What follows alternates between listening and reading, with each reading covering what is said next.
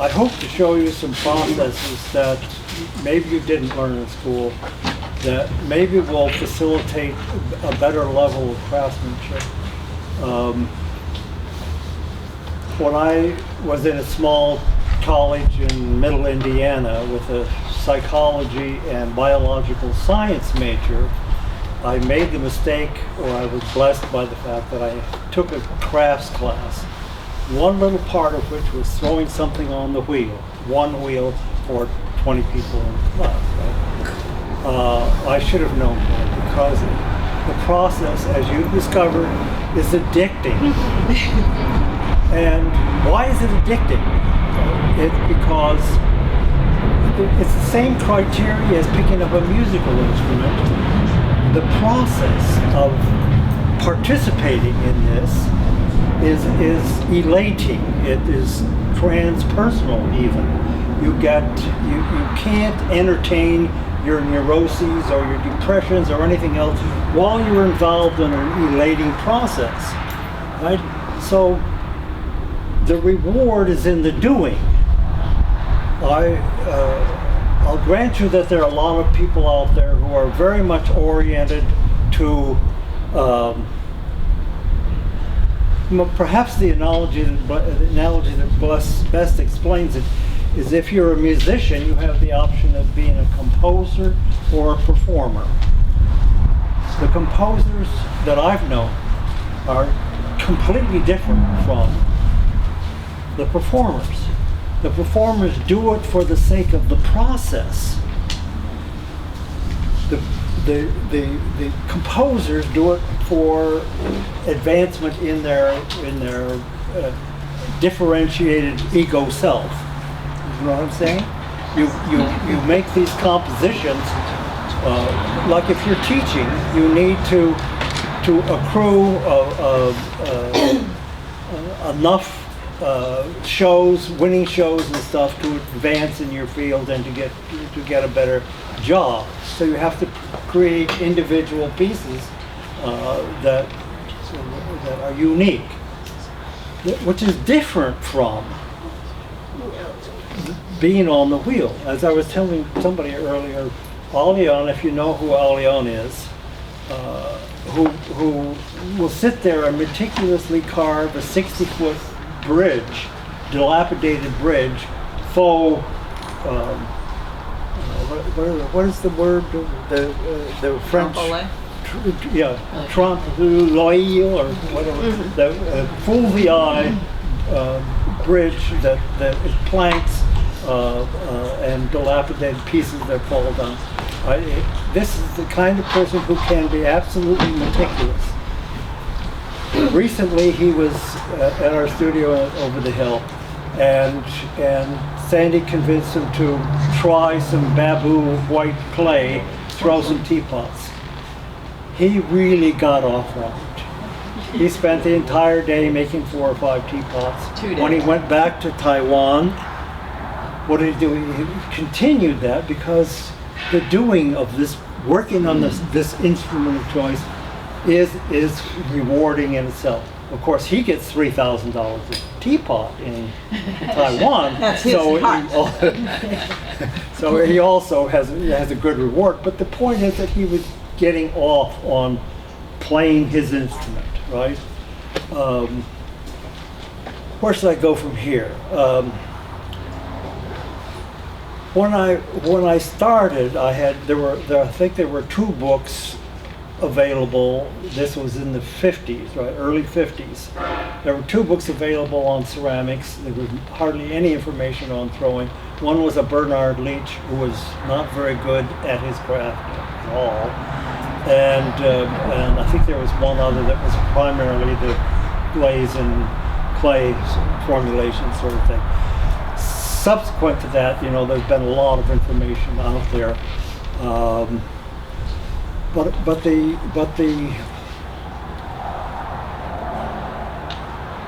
well, how can I explain?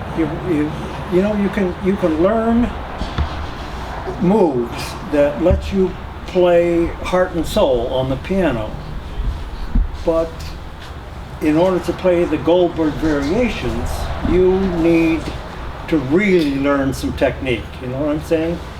You don't want to be limited by lack of information, lack of technique. I hope to show, again, there are no absolutes here. We're only talking about the criteria might be what is the most efficient way, the least expenditure of time and energy to arrive at a certain point. I want to show you how to throw larger than you probably are used to throwing. One of the limitations that you'll face is the wheel. I never throw on this wheel. What's wrong with this wheel? In order to make a change in the speed, you have to rock your foot like this. Right? These wheels are made for school situations. Limited kill space, limited size. You know, everybody they have to have 20 of these in a row. You're sitting down. If you want to extend your range size-wise, the best thing to do is to stand. But if you're standing, this is going back and forth with a rock. You know, what you need is something that's more like an accelerator pedal that you can put your weight on and just push the lever up and down, vary the speed. You want to be able to vary the speed in the middle of a draw. You know what I'm saying? You want that flexibility. Unfortunately, again, the scale of it, how can I make a big diameter pot, say? One of the limitations of this medium is symmetry, right? You end up with a round piece. Of course, anything, if you're working on a lathe and the wood is spinning and you put a tool against it, you always end up symmetrical. What I'd like to show you is how to get away from symmetry and do so in a scale that is rewarding and elating and does all the right things for you in the process. But, you know, so how do you,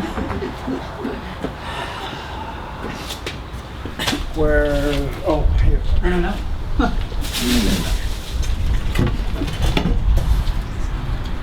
This is my wheel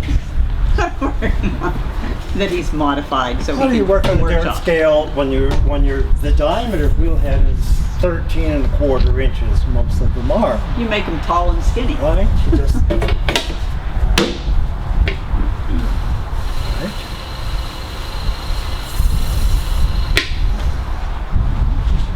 you're out here at 18 inches in diameter.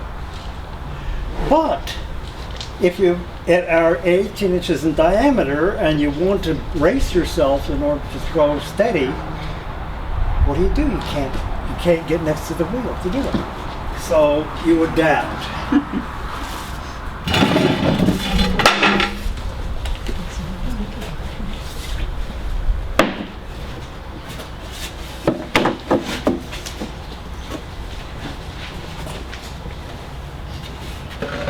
Part of our studio is a wood shop.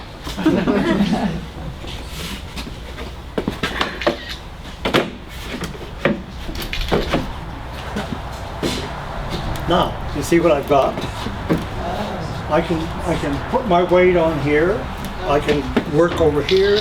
I can brace myself. I can do all the things I need to do just by making a thing that flips on the wheel to broaden the dimensions down here at the bottom.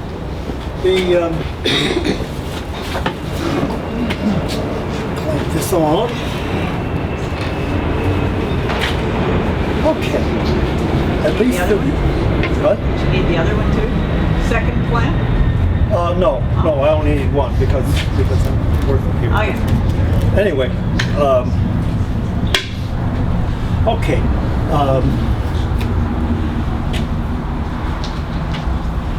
There are only a few clay bodies out there that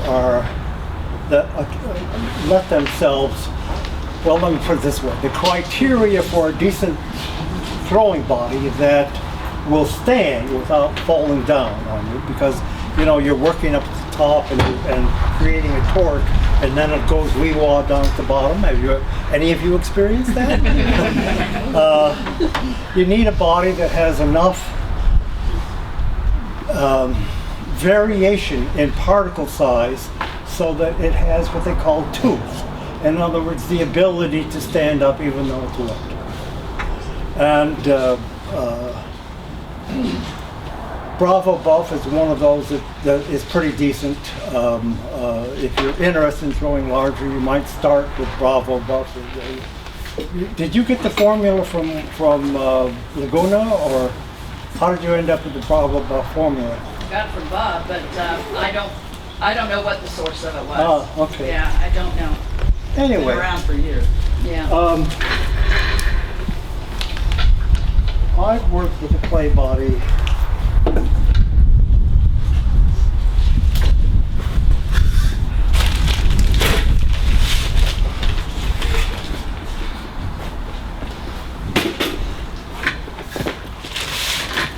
okay, the clay comes like this.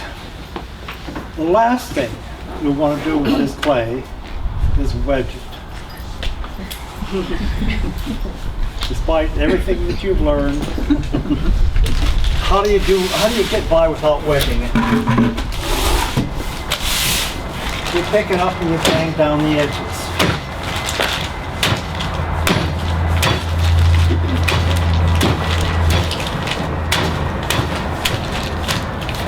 And you roll it a bit.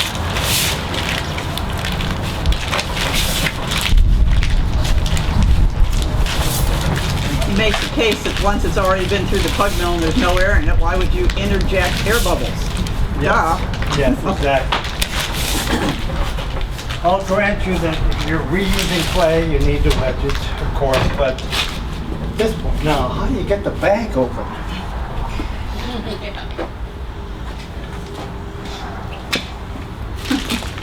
And all. And all.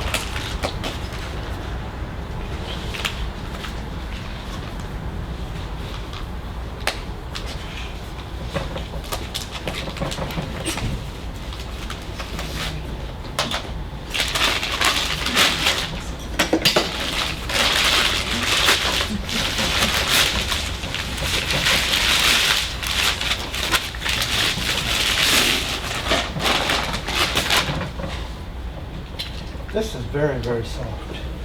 Is that yours? This is, I think this is the wrong bag. But that's all right. It'll show you anyway. We're having a little trouble getting the right amount of water in the mix. You know, keep working on that. Who makes Bravo Buff? Laguna. Laguna? And, No, no. and they do. Planet. Clay Planet. Okay. Oh, Laguna doesn't make it. Oh, I didn't know that. No. Thank You you. don't? It's Clay Planet clay. It is not It's not Laguna. in their lexicon. Anyway, all right, you roll the clay so that this part touches. You go for center. Now, That bucket's going to make it really hard for people to see. Can you move it somewhere? all right, I'll take this Excuse the away. interruption. It's got a little bit of wind coming through here. I think I'm going to close the roll up. Oh, actually, that would be much better. If I get wet, it's going to be too cold. Yeah, it's supposed to warm up today. By the way, you guys in the front row, We're in the splash zone. there's no splash pan in this process, so Now just warning you now, gonna have cold feet. yeah, we're good. Okay. Okay. How many of you do this to center? Yeah. That's the last thing you want to do. Look, I'll brace myself here, come in like this. The clay is out of center, right? How can I get leverage on it if the clay is pushing me back and forth like this? See what I'm saying? You need to have at least one hand braced against your body, the other hand running free, possibly, In other words, you reach around. If I want to get leverage on it, I'll reach around. Here's the clay. I reach around and pull towards me. I've got strength here. I've got trapezius and bicep, tricep, and all that. I can pull very strongly this way. If I brace this arm, this hand, I can reach around and pull towards me and sort of control it right here. The principle here, if you don't know already, the physics of magnifying force, how can I illustrate this? I grew up in Chicago. There's a department store in downtown Chicago called Carson, Perry's, and Scott. At one point, I heard that the maintenance people were having a terrible time keeping the entranceway commercial carpets viable. Why? Because that was an era, I understand that's sort of coming back, an era in which the women were wearing spike heels. So a 100-pound woman on a spike heel could destroy a carpet. What's the principle? The principle is if you want to magnify the strength and the force that you have, you diminish the contact point. Right? So instead of using my whole hand here, I'm going to use my fingertips. So I'm going to pull with my fingertips. If I curve them like this, I have power. Any judo artist, performer would tell you that you get the smallest contact point if you're defending yourself or attacking somebody, right? It's the same sort of principle. All right. How then do you do it? The other factor that's also here is that if you have grog in your clay, you're likely to take off skin, right? So if you want to center and not have that happen, you carry a sponge between you and the clay, right? So I'm going to reach around. I'm going to brace against the wheel here, reach around and pull towards me. Now, what I want you to look at is the elbows. Why? Because the power, the thing that is operative here is that my body weight, you see, is actually transferred from my arm here in the elbow. And I'm using the body weight to do the centering. So in here like so, if it's up there. So to reach around like so and pull towards you with the fingertips. This is the smallest place that you can get on this hand, so this is the part that does the work. You pull against that point.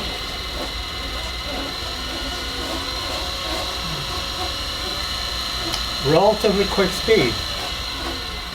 Shift over. Now, the part that does the work is going to be this part of the hand. You carry the sponge because you can lubricate as you go. You put your elbow against your body and you lean into it, expending hardly any energy at all.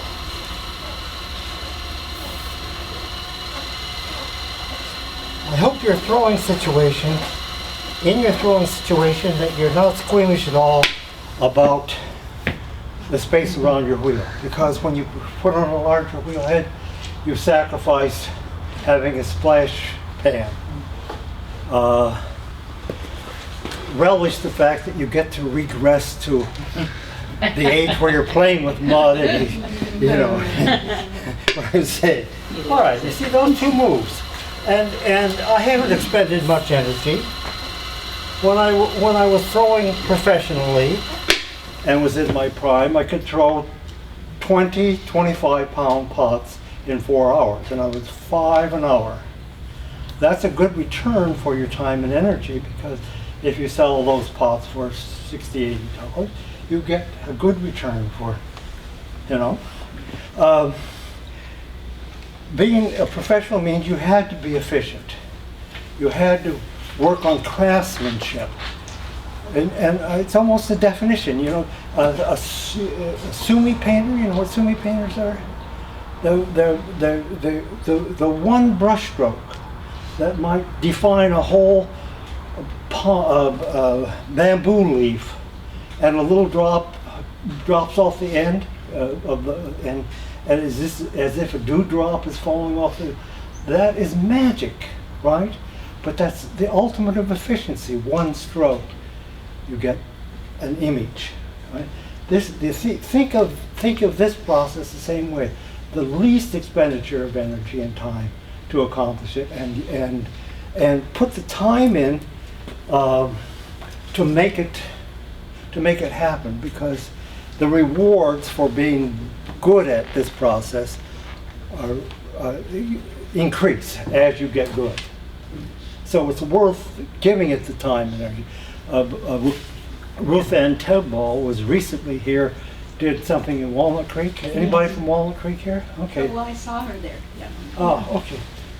She spent, I think, more than a year in a 4x8 space, not saving a piece, just throwing again and again and again. So it's that quality of being able to be willing to invest the time and energy to get good at something. I mean, if you were playing, can you imagine playing a violin and your left hand, your right hand, if probably more of you right-handed than left-handed, right? And your right hand is just going back and forth like this, and not only are you fingering the strings here with your left hand, but you're doing a vibrato also, you know. So it's a combination of things against. How can you get to that place where you can do that? That's infinitely more complex. And playing the piano, running the treble with the right hand, bass with the left, practice until it flows, right? That's making a case for for investing the time and energy to do it. Okay. Now, the other thing I want to point out is if I divided the clay in half in the centering process, I push on the side that's coming towards me. Ruth Ann had some trouble with her right hand, and so she converted to the left hand throwing, reversed the wheel, and had to, in a sense, learn the moves over again relative to hand. But if you're right hand, if you're going with the Western rotation, the right coming at you. Anyway, you meet the clay over here. You see where the elbow is, and you carry a sponge if you need to add some moisture, and you're working right here. Small space, braced. You overlap here so that this doesn't slip off. Again, no absolutes. Try this. See if it works for you. I think you might be surprised. Okay, how do you get into the piece?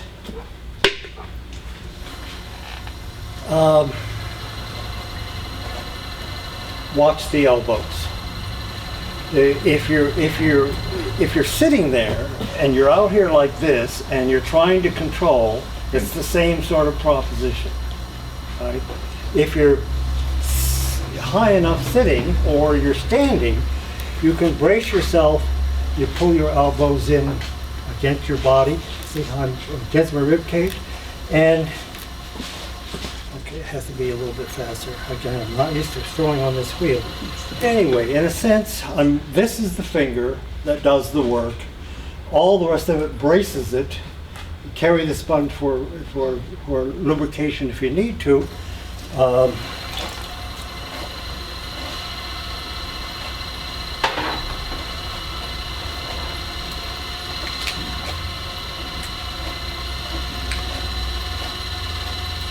By the way, he has no problem with any of you who want to get closer. If you want to walk up and look when he's inside the pot, feel free.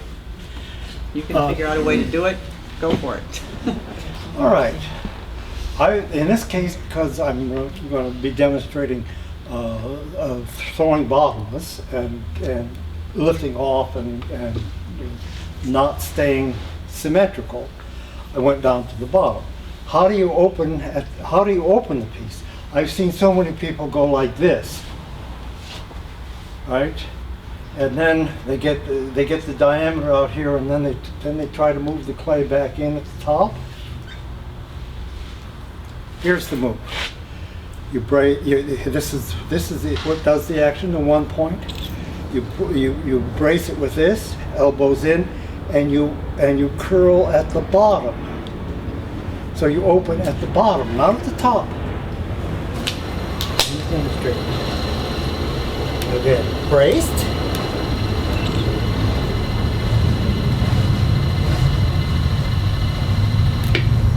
Okay. Now see how can you see how far in I am here at the bottom? See? At least that far. So Yeah. you open at the bottom. Don't be shy, you paid your money, get your money's worth. Yes, by all means. This is probably one of the most important things you'll learn today. Even on little pieces, this is How nice. far in that is, and the move is like this: elbows in, and you can add extra force here with your left hand. See? How come the pot doesn't move necessarily when you're putting all that pressure? Well, it's going to stabilize it. I've made it thinner right here. Now I have a thickness right here, and I'm going to try to lift that out.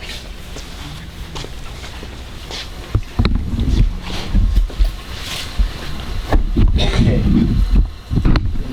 Carry the sponge. The most common mistake that I see of people out there in the world is that when they're raising a wall, they're working over here, right? It's the same principle. You go back and forth like this, no brace. Look what happens when you go like this. And you work right in front of you. The right hand, which is, again, like the violin, the rather braced and dead hand, you put your consciousness in your left hand, and you vary the pressure or stabilize the pressure between this braced outer hand and the one that is running free. Just a Now you knuckle. see I'm working right in front of me, and I'm catching the clay and lifting it.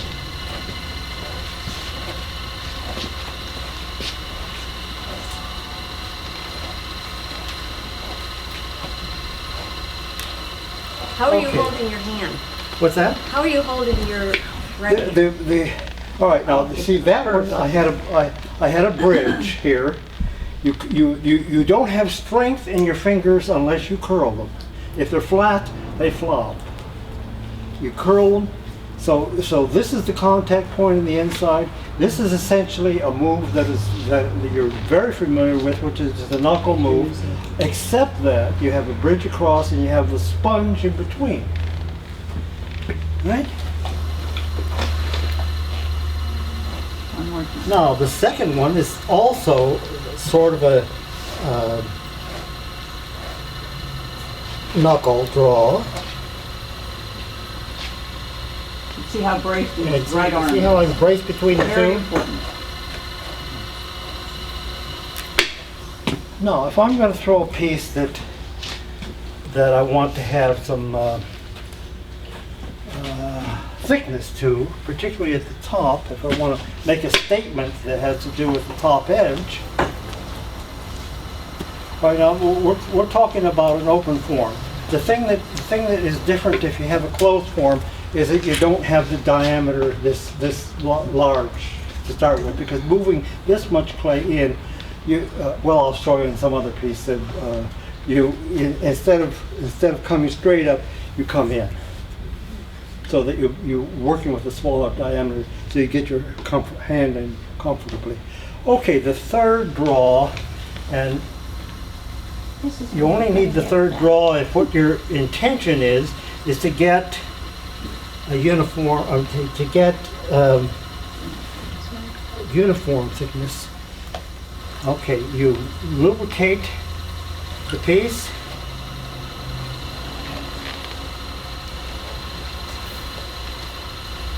So the move, if you move your thumb like this, these 3 fingers come into a row. I've been in lots of countries around the world. I've seen lots and lots of potters row. People like Mick Cason. Every potter that I've seen who's very good at it does one thing. They found a way to push out from the inside, come under that ledge that they make, and lift it. So they're lifting the clay out of itself. Use that image rather than the image of squeezing the clay together with the expectation, like a toothpaste tube, that it comes out the top. All right, how is that? I did that a little bit on the second draw. Let me show you here on the last draw. Oh, yeah, oh, please. I think I've seen this a couple times. And I'm still learning. Okay, now I'm going to push out from the inside.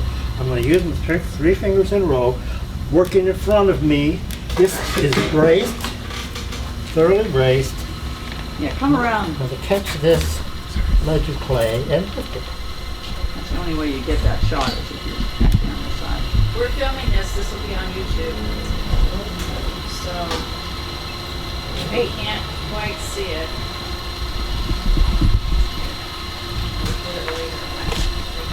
Oh yeah, don't worry about standing in front of me. I'm not an issue. Okay. Worry about the rest of the class. Yeah, well, you can stand in front of me though. That's not a problem. Is Mick Kassan still with us? No, we No, lost him, no. unfortunately. We're lucky enough to have tea with him the summer before he died, unbeknownst to us. Ran into him in France, Yeah. of all places. At his son-in-law's pottery. Okay. Now, how do you make the clay move out? Someplace here. I think I got. A rib. Where's your Hope bucket? I have a rib here. Something.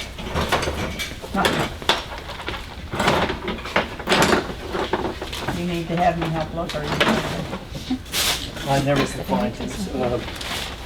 That's okay, you can't find it. There we go. Okay. Oh, you're not the only one. And the only way a tool ever shows up on anybody's desk is if you say it out loud. I'm convinced of that long since. And here, or we're both in the studio and I'll go, okay, what'd you do with it? Where did you put it? Of course, it's right here. But Have you got the stiff ribs yet? The stiff ribs. like the don't bend. These are the flexible. Right.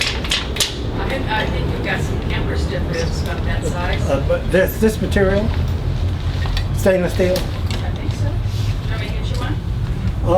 No, I don't want to advertise it too much Oh, with the expectation that Yeah. you can maybe get one. Anyway, recent years they finally have come out with a rib, a stainless steel rib that is, instead of being flexible like that, is stiff. Right? If you want to move this clay out, you need a rib on the inside. Let me tell you a little bit of background. Are any of you people aware of Marguerite Wildenheim, Palm Yes. Farm? Yes. All right, there was a period there in the late 50s, 60s where she was running summer workshops. Some of my compatriots in graduate school from USC came up and studied with her, and they came back and they demonstrated a method whereby you use a rib on the inside, and this is the Marguerite tool, and this on the outside. What does it do? It compresses the clay, right? It makes it stiffer. it gives you the possibility of doing a decent piece. The thing that troubled me when I tried those methods was that if I threw a cylinder and all I did was run the rib on the inside and the outside and compress it, the height dropped. And when you're a student, the anathema, the worst thing you can do is have a pot that looks like it weighs this, and you lift it and it goes, oh. You know what I'm saying? You don't want heavy, you didn't want a heavy pot.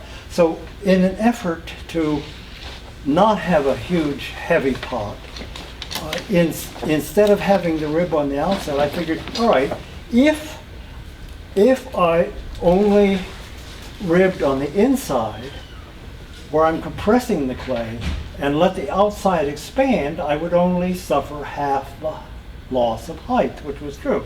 I would keep measuring the cylinder and do one thing to it and see what the drop in height was and what happened to it.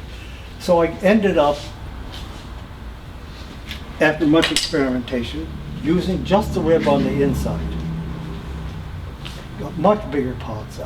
Before I was throwing 6-foot pots, barely getting them into a kiln. Right? You can get that huge if you invest the time and energy. But my point is that this inside forming, I've taught enough people. The information is out there. There's still too few people using it as a matter of course. So how do you make the rib work for you? First of all, you get one that won't yield if the clay is a little bit stiff and it jumps in. Well, how can I say this? The wheel's going around. The clay is a relatively soft material. The centrifugal force means that it wants to go out. When you apply pressure on the outside to force it to go in, it has a tendency to get thick and thin. Right? The out of round part will meet the resistance out here, be compressed and thicken, and the other part will stay thin, and you end up not with a not viable wall. So if the wheel is going around and the clay is going around, it wants to expand. The out of roundness can come in and can move in, meet a resistance on the inside, and go out into center a lot easier because of the nature of clay than forcing it from the outside to go in. So you end up with this, by virtue of running it up and down on the wall, you end up with it more compressed. And there again, come and look. Because I've watched him 100 times, and it's the way the angle that he has What did I do? rib against the wall. Here's your leverage. See why? Because you've got a natural born lever right here.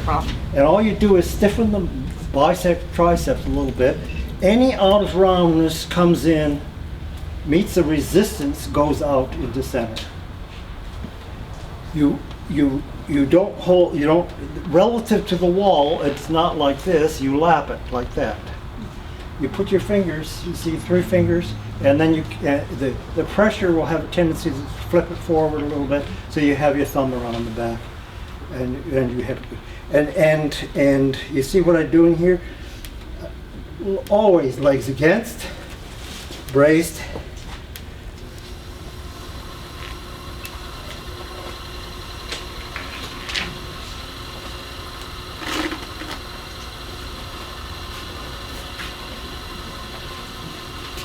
You can go up and down, and you just hold steady. Now, the same principle I was talking about earlier, the smaller the pressure point, the greater the force that you can exert upon. If I want to move it out at the bottom, what's the move? Well, you take the sponge, and you put the sponge between your finger, this finger right here. Right, so this is the point that's doing the work. Where the sponge over here is because any grog that you have in here will have a tendency to chafe your skin, all right? You keep the sponge between there. You lock your arm like so, hold steady.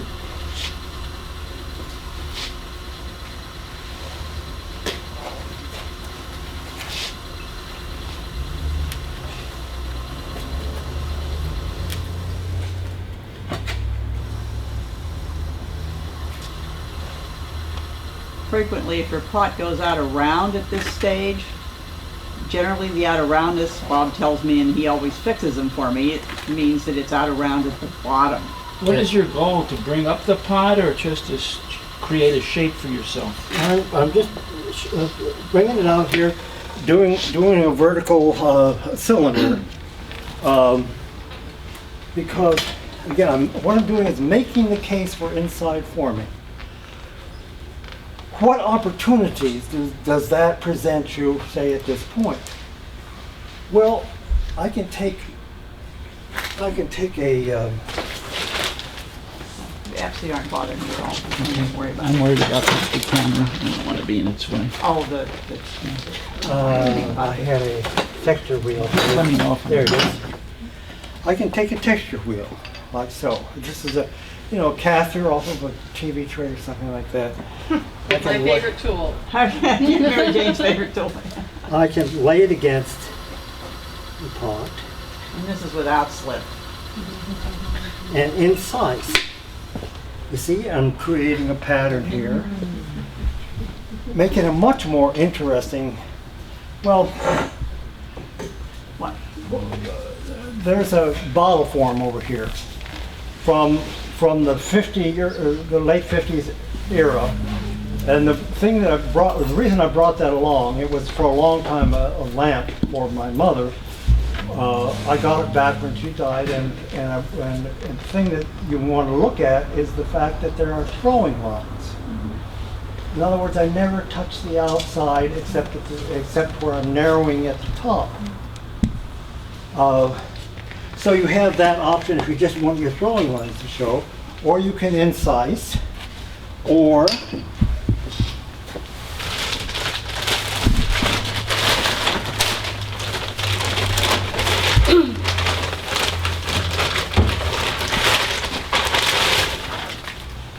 you can take wet clay and you put it in a cutoff.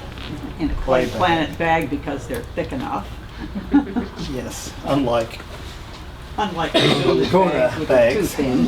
You can put clay on. Let me show you the same thing that happens with this texture tool.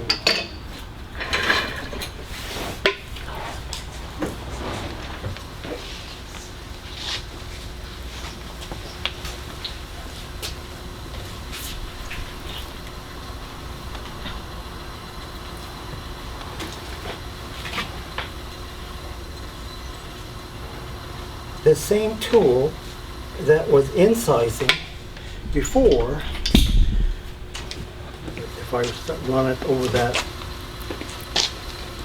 wet clay, does just the opposite. It lifts it. It pulls it out.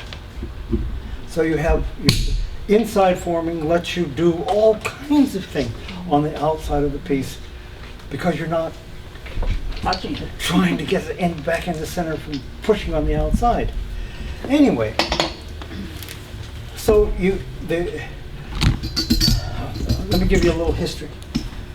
I went from graduate school into working for one of the people who was throwing in Los Angeles, Los Angeles area, and then I went on to start my own, what was it called, affiliated craftsman back then in that era, and became a professional potter. When I was a graduate student, Carlton Ball, maybe some of you know of him or his books, was playing around with some textures for a book that he was writing, and he cut off the corner of a clay bag and squirted some clay on it. One of my first experiences as a professional is that the lamp manufacturers in the LA basin were knocking off some of the designs that I made. So I asked myself, what can I do to the surface of the clay so it cannot be cast in a, flip cast? And so I remembered him with that clay bag. The only thing different here is that I put a little tip of a plastic tip on here that the Cake decorators. pastry people use to decorate cakes and stuff. So that gives me I can put on a relatively uniform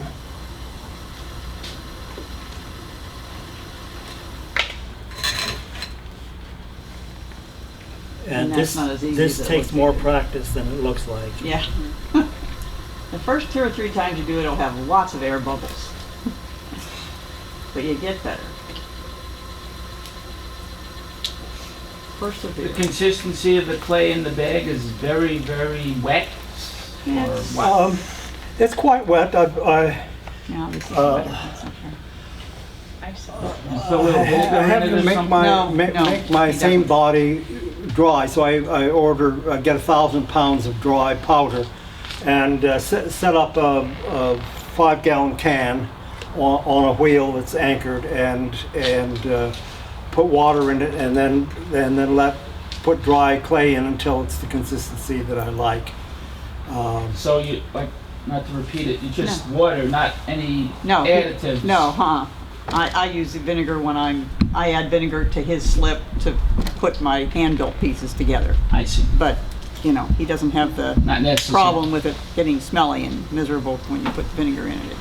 It likes it getting black and moldy. So what you're doing there is just adding I'm an just extra adding a coating? thickness of clay Right. to the outside. This is how he creates all those textures that you see over on the table. I wanted to show you the options that you have if you learn and practice inside forming. None of this is possible except by virtue of being able to do that. So you take a flexible rib. They do have a place, just not your throat.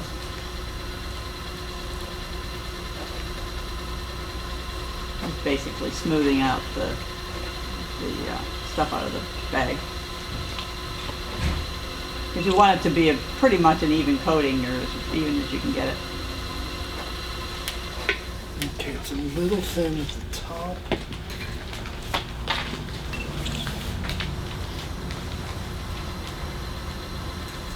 Now tell them what you're doing there, because that's a good thing. Tell them what you're doing with that little bitty. This, Well, you put that up to, okay, never mind. You put an extra coat over the existing one, is what you're so saying? you experiment with the thicknesses, and you Right. get different effects depending upon the thickness. And then you use very sophisticated tools like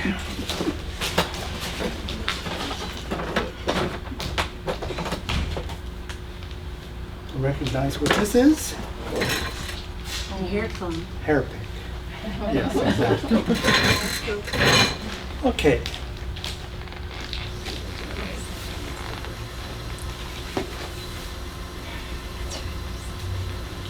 The trick is to not push too far down into your wet slip, or you can thin out the back of your slab. That's the only tricky thing about this.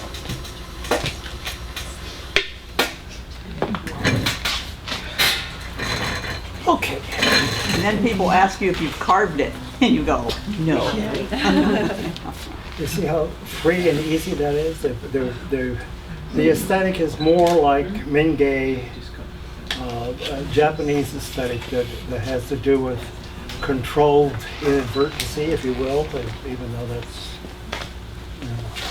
what do they call a word that expression is self-contradictory? Anyway, all right, you see what the effect here is, very fluid, interesting pattern, is reminiscent of the ancient Japanese graphic for water.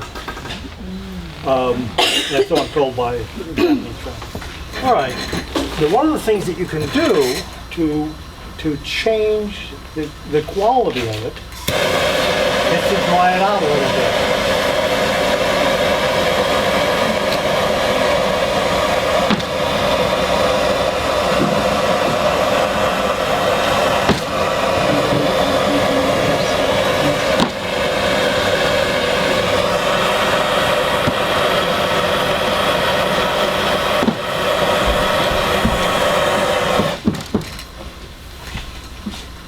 Okay, you see how I'm bracing myself? Any of these moves, the primary thing to do is to hold steady. You know what I'm saying? There seems to be a tendency among students to want to go with the clay. You know what I'm saying? The Hindus have a way of talking about the process that in order to affect any change, any process, it takes at least three forces: tamasic, rajasic, sattvistic, which is the resistance to change, the dynamic, and the pattern forming. Pattern forming, the sattvistic, is in fact your role in this process. So you don't go with the clay. You maintain your identity as a part of a process that is the pattern forming process. All right. One of the things that you do when you're forming an open form is to produce a V shape. In other words, at the top, in order to be structurally sound, I need to have it move like this and then move out a little bit at the bottom, more at the top, move it out again at the bottom, so that it stays. If you probably all have experienced throwing a bowl and having the belly of the bowl down here, and then you put a little bit of force up here in the top, maybe just smoothing out the top edge, and what happens? It drops down here, of course. So you keep it architecturally sound by keeping a V shape. And how do you get it to go out the top? You start a little bit lower in it, and then you come up and flare your rib.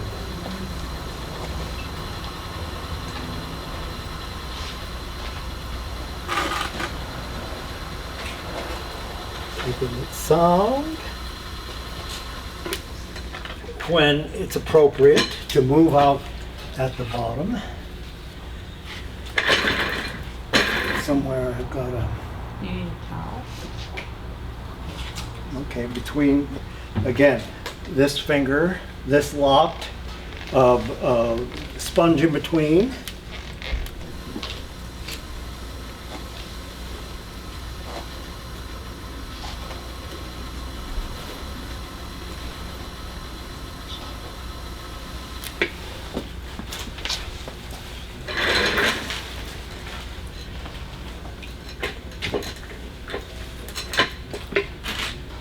Do you all have a torch?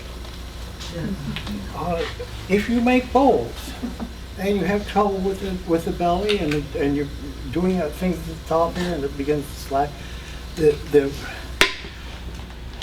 having a torch is like that's the second most important tool, so you can specifically dry off. When I was a graduate student and we throw bottles and we're working on the neck, and the shoulder would begin to collapse because you're putting pressure on it. What we had to do was put a little ball of clay in our mouths, blow on it to lift that shoulder, drop the ball of clay in there, and then set it outside. Because there weren't torches like this. Now you can, in a very specific area, if you're working on a neck, and you're a little bit thin here on the shoulder, you can dry that shoulder very specifically while maintaining the consistency of clay to make your neck.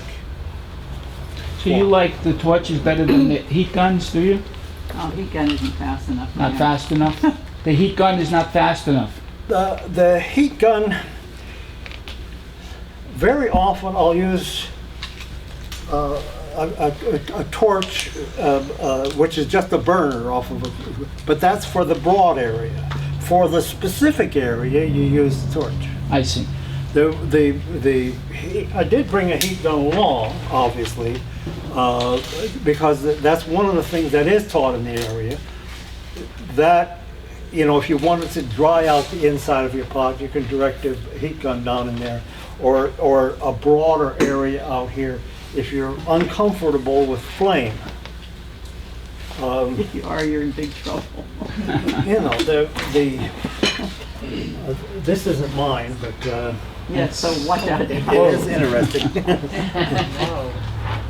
And watch the schools here. I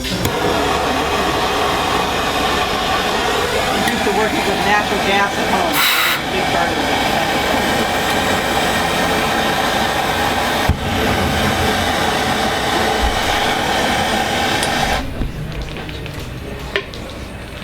Now, for instance, if I wanted to dry the outside here, I can do that. And see how broad that is. It's a lot quicker than this. Right. Just have to live with the smell of propane for a while.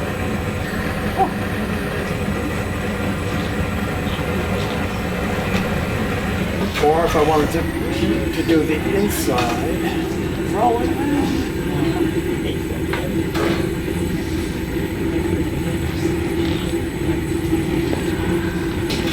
Takiezu used to take a pile of newspaper and she'd light it, throw it inside of her big Yeah. box and let the flames take it up. So yeah, when Hamada used to come and demonstrate, he would quite often light some newspaper and throw it inside the form, ignite it. Anyway, so now I can also, if I want this to break up here, I can work like this at the same time. if you dry the outside, then it's going to crack as he expands it, so you get a different look in the texture.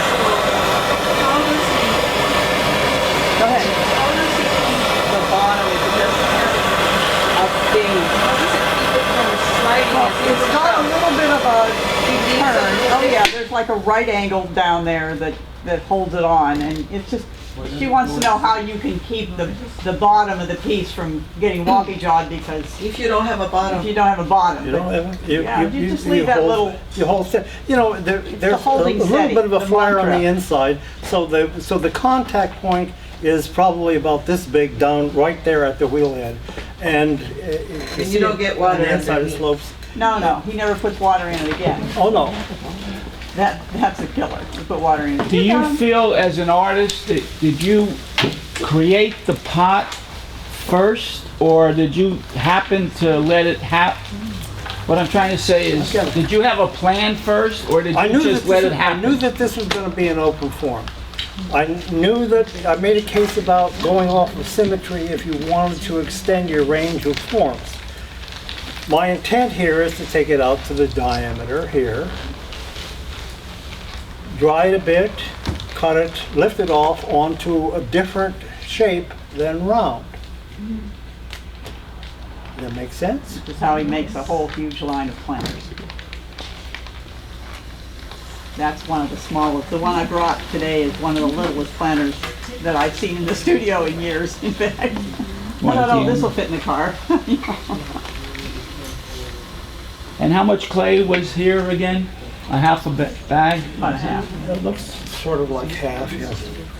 I had to leave some thickness because of the diameter.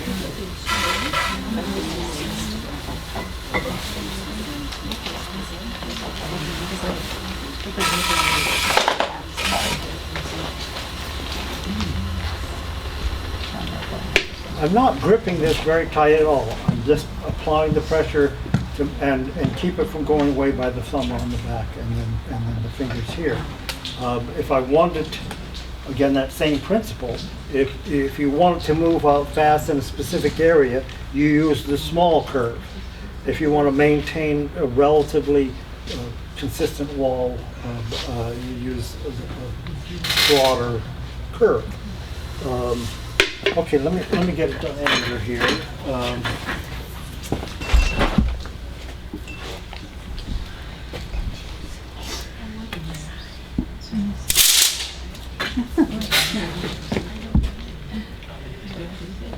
It's only 16 and a half, now it's 17 at this point. Okay.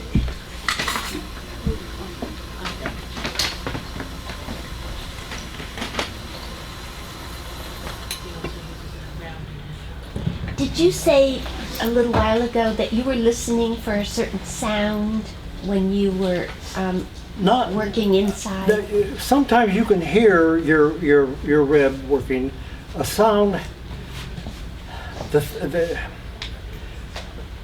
point that I would speak to is that the out of roundness always has a rhythm.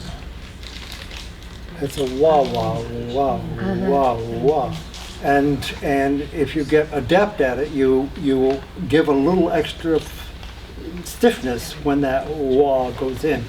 It'll be soundless in that sense when it's in round.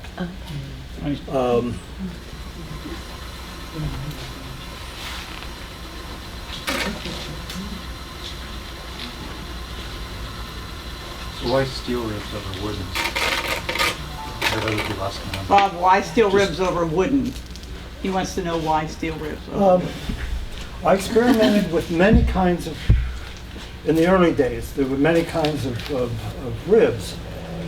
And plastic and wood and some of these other thicker ones cause more drag on the clay as you're forming and begins to warp it down to the bottom. So you want one that's stiff enough that it won't bend, and you need one that, I found, make the story short, I found that spring steel and stainless steel were the two that would accomplish what I needed, the best material for forming, because it caused a less drag at the top when you're doing the forming, and that's more important on bottles and in areas where you're like this in relation to a small foot and a small neck.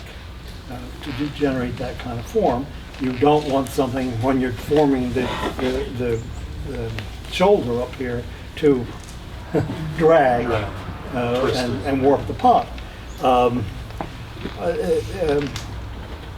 What I frequently do is throw in the 18 or the 20 inch with this given amount of clay, dry it, cut it, lay it out, and it generates.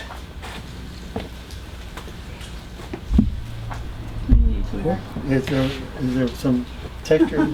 Anyway, it generates slabs that are interesting. Unlike that Turn which these into mugs. when you're using a slab roller, you get a very plain. Well, here's what he's just done there, or close to that. Yeah. That's Lay it out. You can go from there and generate all kinds of forms. Put it over, as you can see from some of the pieces over there. You can put it over plaster forms and generate dishes, Which and is what I'm doing right platters now. and things like that. there's a small demo here while he's drying. And Okay, so I'll move this on out. You might,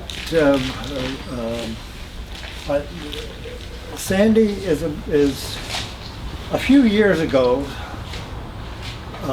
Sandy working as a realtor, we decided to move out where our studio was and live out there and not pay mortgages anymore and not have to work. And she says, well, what can I do to facilitate this process? She was thinking in terms of advertising and, all that sort of thing. which I still do. And then she got her hands on clay. My first mistake. Now, half of the studio space, the workspace, is hers. She, what I'm saying is, no less Not addictive. quite that bad, but anyway, How many square feet is your studio? 2,000. 2,000? 2,400 actually. A whole home? It's bigger than the house, or just about the same size as the house. And we built them all. That was the other thing we did, we built them first. Anyway, does this give you enough at this point to see that, I mean, you can continue to watch. I don't want to take, You don't have a bottom on that. And he doesn't want a bottom on it. no, I'll show you why in a minute. See, there's this watching flowers grow part, which is why he brings me along to fill in the little gap while he's drying I'm stuff. used to certain questions already. You can Yeah, right. anticipate. And you can, yeah, you can throw questions at me. So if I understand you correctly, those slabs over there were all thrown? Oh, of course. Yeah. Yeah, that's the whole point. That's everything that you see over there that has texture on it started out as a thrown slab. The only way you can get some of these textures is to make it on the wheel. Well, just imagine carving these. Hello, not happening. How did you get that one? That doesn't, I don't get that one. That Well, one? he'll show you. I'll show Wow. you. You're patient. That's why it's a whole day. Can't throw them all in 2 minutes, not talk as much as he does. He could. He'd have had them all done by now if he'd been just throwing them. You know, I'll say, "Hun, make a slab for me," and I get 3 in about, 30 minutes. And I go, "Wait a minute, I only wanted 1," and I got to find a place to put it because they're a little bit of a challenge to. You got to set up in order to keep them so that I don't have to make them all that afternoon. I usually lay a basis of plastic, and then all the old bath towels in the world, and you dampen those, and then you lay the slab on it.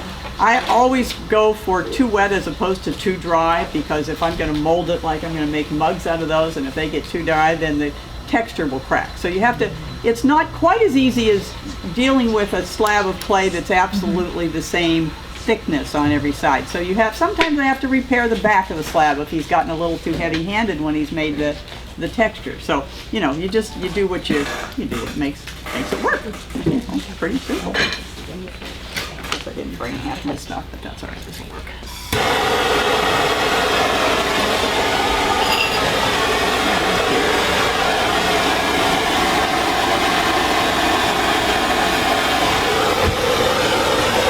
More set up to do my.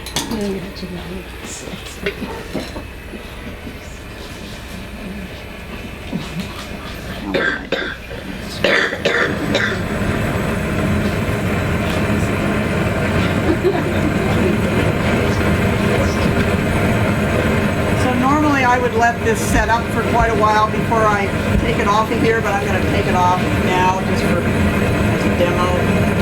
If it makes it as a piece, that's fine. Usually they come right off because it's plaster. It's not happening. So you get a somewhat semi-finished, not done yet, but these are, you go into a lunch place and they give you plastic dishes, and we found right over on First Street somewhere, there's a little Chinese, Japanese sandwich place, and they had 3 sizes of these.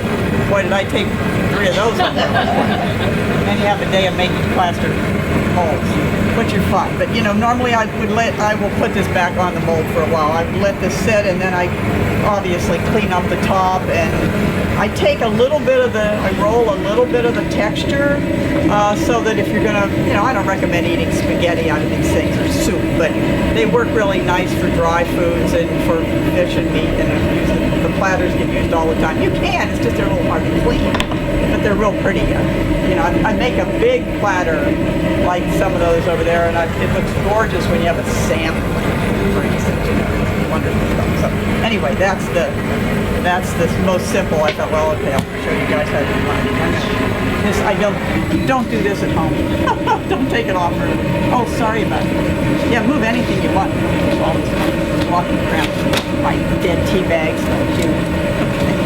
Anyway, so that's I'll just let this sit aside for a while. You don't reverse it, huh? What? You don't do the opposite. Put the texture on the outside. And then you have it on the bottom. Why would you have the texture on the outside? Most bowls and things, you can't see it on the I like the outside. sides to have the texture on the side, no? Well, then we make it that way. I don't usually do that on a molded form, though. Gotcha. I do it on mugs, which is what I'm going to do next. drawings there. Now, unfortunately, he got a little bit heavy-handed with his so you can see a little bit lower and higher places, so I'm going to fill in a little bit on this one before I actually try to make a... Do you ever just drop it and drop thin it a little bit? I sort of did that with that one. Normally he makes them thin enough for me, or sometimes he makes them too thin. Then you don't drop them at all or they're gone. But I generally do this to the back of the slab before I cut it into whatever shape I'm doing, so that if there are some really low areas, like there's a little bit right there, this isn't really bad enough, but I'll just add a little piece. And it's amazing. People say, well, don't you hurt the slab? Well, you do lose a tiny bit of the texture, but not that much. It's not a big deal. So I brought these pretty much raw just out of the studio, so I will show you pretty much how I go about doing this. If I can find my square, where it was. I tried not to bring too much stuff. And if he does a nice job at the top, which he generally does, for the top of a mug, I generally run this across like this, so you have somewhat of a smooth lip to drink your coffee out of. If it's up a little high, then most people don't care.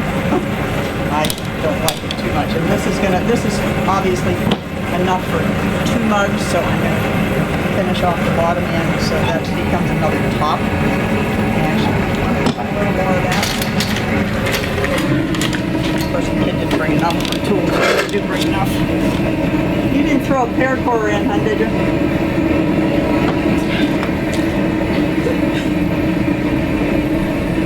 I would not normally use this tool for this, but that's what I've got with me. What would you use? Oh, probably a paracord. Just one of those guys. Sure, there's one out in the store somewhere. I have a million shapes. You cannot believe the tools I have. I walk in this store and I go, well, I've got them all at home. But I didn't bring them all with me. I use a lot of wooden tools too. Here's a bamboo one that'll work. This'll work. I want to take this out because this is too rough in here. So there's more to it than just cutting it and gluing it together and throwing a handle on it. They're a little more time consuming than that. But it's fun. It's like anything else in clay, you do.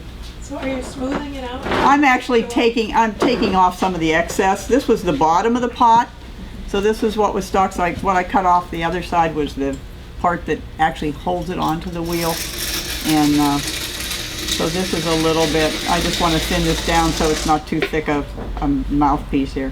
So that was a thrown slab? Oh, yeah. Everything I work with is thrown slabs. They're all that way.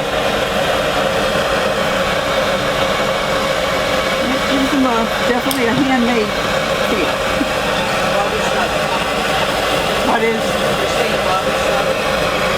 Oh yeah, somewhat. Yeah, wabi sabi. Okay. Now, I don't know. You guys carry these? You don't have these? Poe has them. And they're really, they come, well, I got these in China, but they come in 12, 16, and 20. And I have all 3 of them, and I use every one of them every day. And I think they're the best, and they're both, what am I trying to say? Metric and, oh, just getting old stuff? Mm-hmm. And it's stainless steel? Oh yeah, they're stainless steel, yeah. Big art store has them. Yeah, you can get them. This particular variety was just a really, really nice one, however. What did my... Very strange. Am I looking at my knife and I'm not seeing it? I know I put that in there. Oh, there's one. That's not one I was looking for. Here it is. This is the other thing. Watch out for paring knives in antique stores that are crappy looking. And then take them home and do something lovely like this with your grinder. If I ever lose this tool, I'll probably stop doing clay. It's like the needle tool. Bob made this for me, and it's ground down to just almost paper thin, but it works like a charm. and it's solid enough that it's not, you know, it will bend, but it's not, it's got a really nice end on it. Yeah, I like that. Okay, so now I have a somewhat straight edge here. I'm gonna clean up the. So that is pretty stiff already, isn't it? Bob's? Yeah, that's pretty stiff already, she's asking. Enough that I can lift it off. I used the wrong, I have, You used the wrong bat. well, this is a shape that is more for the 20-inch. Right. It's a rounded rectangular shape. So I'll use this on a 20-inch bat. This is the one I brought for an 18-inch bat. And this is a very viable technique, particularly if you've got a slab roller. Jeez, you know, instead of going down and using all that material that you bring all the way out here, using this technique, you can just lift off. You score. You have these tools. Yes.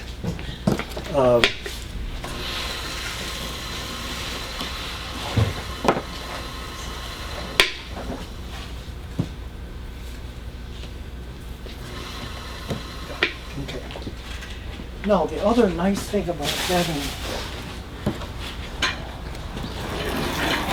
I don't know the moves relative to What do you looking for? this space. Yeah, I know. That's the trouble. That's the other thing. The other I nice just thing wanted about an empty having bag. the Sorry, I didn't think I could. No, I don't need any clay. slip in a bag, Sorry about that. is that whenever you have to slip a surface with that, using a brush with slip is old hat. Okay, honey, give me a lift. Sure.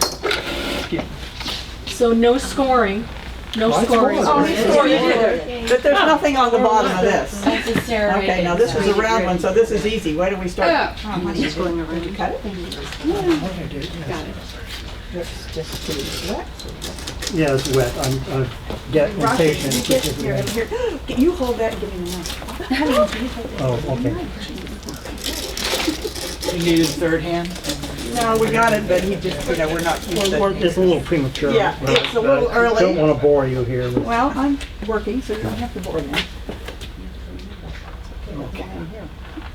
Fill in the gap. Okay. Sorry, just what you need to get now.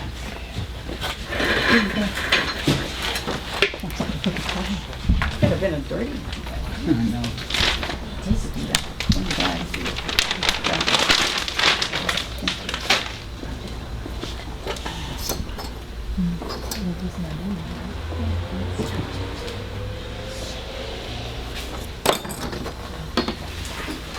So why do you feel like you have to put a bottom on it instead If of... I want, He's making a planter out of it. if I make a planter, say for succulents, But when you threw the pot, you had a bottom. Why Yeah, but didn't you couldn't use make it that big or that straight-sided. He Uh-huh. wants to leave it like that. You can't create that on the wheel. my intention was to show you that I could go off symmetry here, Uh-huh. but I did bring a slab that He had one. corresponded to this diameter, and it happened to be round. This one is for a 20-inch. You get a chance, finally, after all of these years, to use your high school math. Pi D, R's. right, gives you the circumference. So you can make all kinds of shapes as long as you know, working with 18, that's 3.1416 times the diameter, which is 18, and that gives you a circumference. And so you can take are you Japanese? No, Chinese. The Chinese. The Japanese, the Ikebana people, particularly like irregular shaped, broad containers, so that they're composing their arrangement over here, and In a kidney shape. and it comes over, I see that. the rest of the pot. Yeah, this is, I'll talk about this in a minute. Anyway, Bob makes these. You can put they're, them here, but they're not as good. the irregular shaped We don't have planters any more, we used to give them away. are very useful. In some circumstances, Yeah, you have it's important you that have you a put ledge, through like on a the- porch, Here and here. and Twist a them. round Fish line. just is not So that acceptable. it's A flat. rectangle or an oval Makes it- is what is appropriate for that space.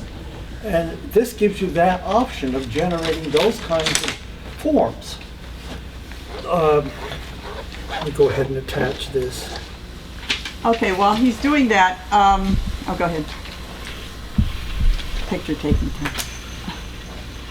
Bob, well, there's a lot of these tools around, but we haven't found one yet. We tried to get the one that Poe sells. He took this tool and took it to China, and I don't know why they couldn't put it together, but they came back with this clunker that had, the wire is fat and it makes grooves in your clay. This little guy, which Bob makes, and normally when we come to a workshop, we have enough to give everybody one, but we didn't have any more. He said, "No, you're not getting this, is my last one." Anyway, so it makes a beautiful right angle cut. So when you want to put a mug together, you cut one on the outside, one on the inside, and then you get your, and you preferably don't do that. Here, you can pass it around if you want for a few minutes, but don't lose it because I won't be able to do anything. I won't be able to make the teapot in screw around with it. You said Anyway. you twist the wire in there. Well, no. You put a little screw in the back end, Oh, that's where the twisting. but it's a twisted fish line. It's a very specific. What is that stuff? It's not wire. This is What is this stuff? braided Braided something. fishing leader. Yeah, fishing leader. That's what it is. And it's a stainless steel. And yeah, well, I'm not sure it's stainless steel. It's colored. Let me pass one I around. think it's nylon. Oh, it is nylon? I think it's nylon. No. no? You think that's Braided stainless that's steel braided fishing braided leader. stainless steel, okay. Where they, Color. where they catch fish like In a barracuda fishing and- store. And they don't want the fish right through the Yeah, and it's a very, and it's the finest one you can pick up. It's really, here, why don't you pass it around? see, that's I what cut a happens. groove here, It's too thin. a groove in the top so that the wire fits down in. The other thing I didn't bring was my, just too many tools. Twist it around, fix it, and then wrap it around and then tighten down the screw. Oh, I see. It is into If there. you have, Yeah, oh, yeah, if you that's the whole yourself are a tool maker, Well, he's also And into work with teaching tools. people the basics that's a good tool to of have. opening and centering so that you can throw bigger, because you can't do any of this unless you, well, you can, Yes. but it's harder. There's lots of roads to Rome. This isn't the only way, but it's one of the better ones. That would be a great workshop. What? A workshop on making. On making tools. yes. A lot of, yeah, there are people that do that. You know, Michael Sherrill has probably added more to this tool world than any other single human being on the planet. And I don't know how any of us got along without these. I can't even imagine. I mean, those old plastic, those rubber things that Kemper made are just ridiculous. The recent law concerning any decent sized planter is in order to avoid root rot, you put more than one weep hole in the bottom. And in order to keep the soil from going out those holes, you put screen, nylon screen on the surface, and that keeps anything from going out. And one of the nice tools, this is a sort of a lamp harp, a little tube, and I could just punch through and then push that up. And in something this size, having three is appropriate. Little brush. Have you had any experience with that yet? You plant? Everything she plants, what? Bob, are you making a bonsai plant container? No, he's not making a bonsai planter, no. No. No. Just This is plants. more appropriate for certain, what do you call them? What? Succulents? Succulents. Well, that's too deep. That's pretty deep for succulents. For certain plants, you need Yeah, you put a need the mess depth of for the root. Astromeria or Succulents, you do not need the depth. Pioneer. Sometimes you want to do From the back a room. composition, for instance, of succulents. You know, that, again, your creative process goes into making a composition of succulents, and having a piece like this to do that with is, you know, people are getting onto it. I saw we attended an art show last week, and there was a gal who was using rectangle wood and with succulents composition. It's very aesthetic composition. I'm just filling. Okay, anyway, Really, Gary? this I'm just going to set aside. Let me put that. Yeah, over put here. that on the table. Watch out, world. I ask you a personal question. How do you maintain your back? Made Your back. My back hurts watching you. I mean, you strengthen your abdominal. the exercise for maintaining back is to strengthen these the trapezius and these muscles right through here. That keeps your back. And so doing things like this, or going to the spa and suspending your legs and dropping your torso and doing torso lift will strengthen all the muscles in there, and So through the years, you just beginning to have. He's got a compressed I was back. painting Yeah. something in the living room, right? And I stepped off the bottom of the last step of the ladder, about 7 inches, and caught an ankle on something. On the other ladder. And I fell onto a gallon Paint can, paint can. which he had a ring on his back for months. That does not do your back any good, but the way I can maintain all right relative to that is to do some exercise that strengthen the muscles in here. All right. Let me, hold it.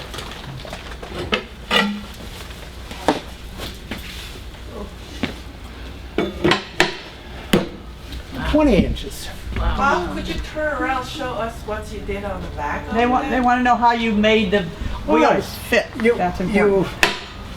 this is an 11 1/4 diameter. This is just an old funky piece of 3/4 inch plywood. You cut your 11 1/4 inch circle, and Oh, and it goes around? It goes over. Wait a minute, how did you glue those? Did you glue them together? no, I actually, Yeah, see, I have 4 screwed them. screws. Ah, okay. A countersunk into the, and you know, you can go to any metal fabricator, and you can get various diameter wheel heads like this. About this is appropriate for this size, for a 20 inch, this thickness. This I think is a little thinner. It's only 18. Again, if you don't have access to tools, find somebody has like a what are they called, bandsaw, that they can often rotate and get them very exact.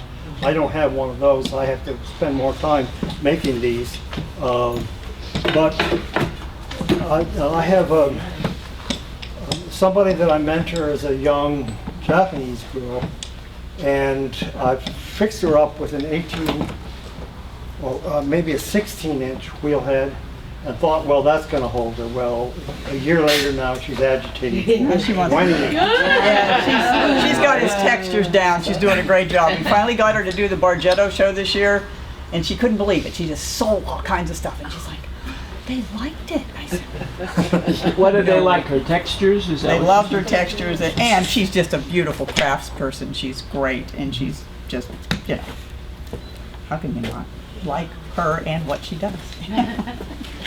But she's, you know, trying to get her self-esteem built up to go with her skill. You know? So you cut those wheel heads yourself, or do you know of a fabricator that Oh, no, he had George Wilson in Santa Cruz cut George him. Wilson. Yeah, he just goes down and says, George, I need a circle, and George No, makes to it. clean these wheel heads, because metal on metal will just scratch into the aluminum. You've got a plastic scraper of some sort. Oop. Need to. I'm not used to working this wheel at all, obviously. Only he has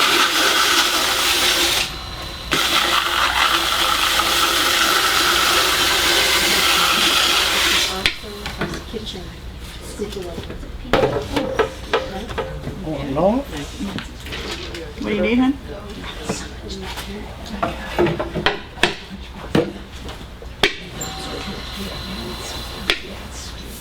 Yeah, feel free to make this as much of a dialogue as you want it to be, because it's Yeah. important for him to. I'm not a teacher, so I don't have a What are you doing over there, honey? line, you know. I can't play tapes to you from classes or anything like that. So, questions I welcome, because that gets me into the areas that I'm not communicating about. So, if there are any questions at this point, yes, sir. If you're trying to make a smaller planter, Yes. scaling down as opposed to scaling up, do you use the exact same techniques or do you modify? All the same centering moves, and if I put I think there's a little planter over there Yeah, that actually has a bottom. that was thrown with the bottom. Yeah. He can Alright, throw so with the the thing- bottom. This is not because he can't do The that. thing I've done to facilitate that He just makes bigger pieces. is I have a wheel head that has teeth in it, and then I cast plaster wheel heads. So I can, with the same degree of ease, I can take a pot, throw a pot, pick it up, set it over here, put another wheel head up, throwing any decent size shape.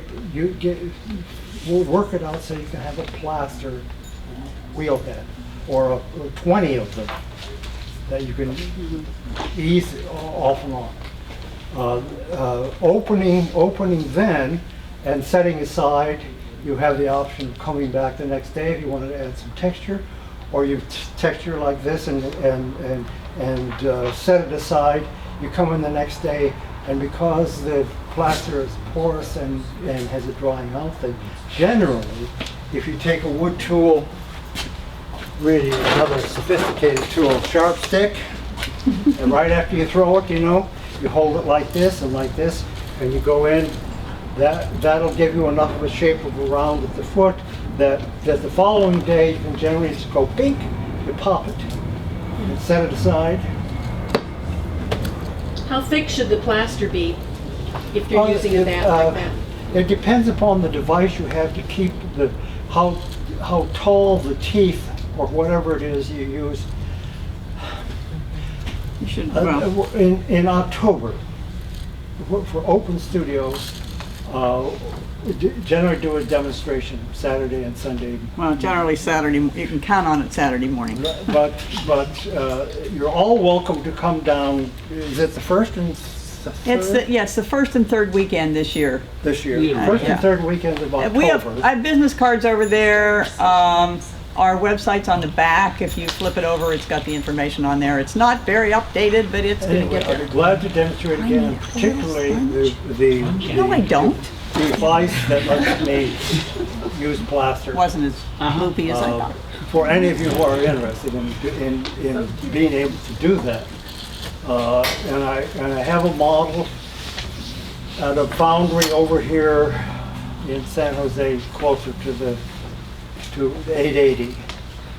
They still have the model. I can, at any point, I can have them run another batch of casts.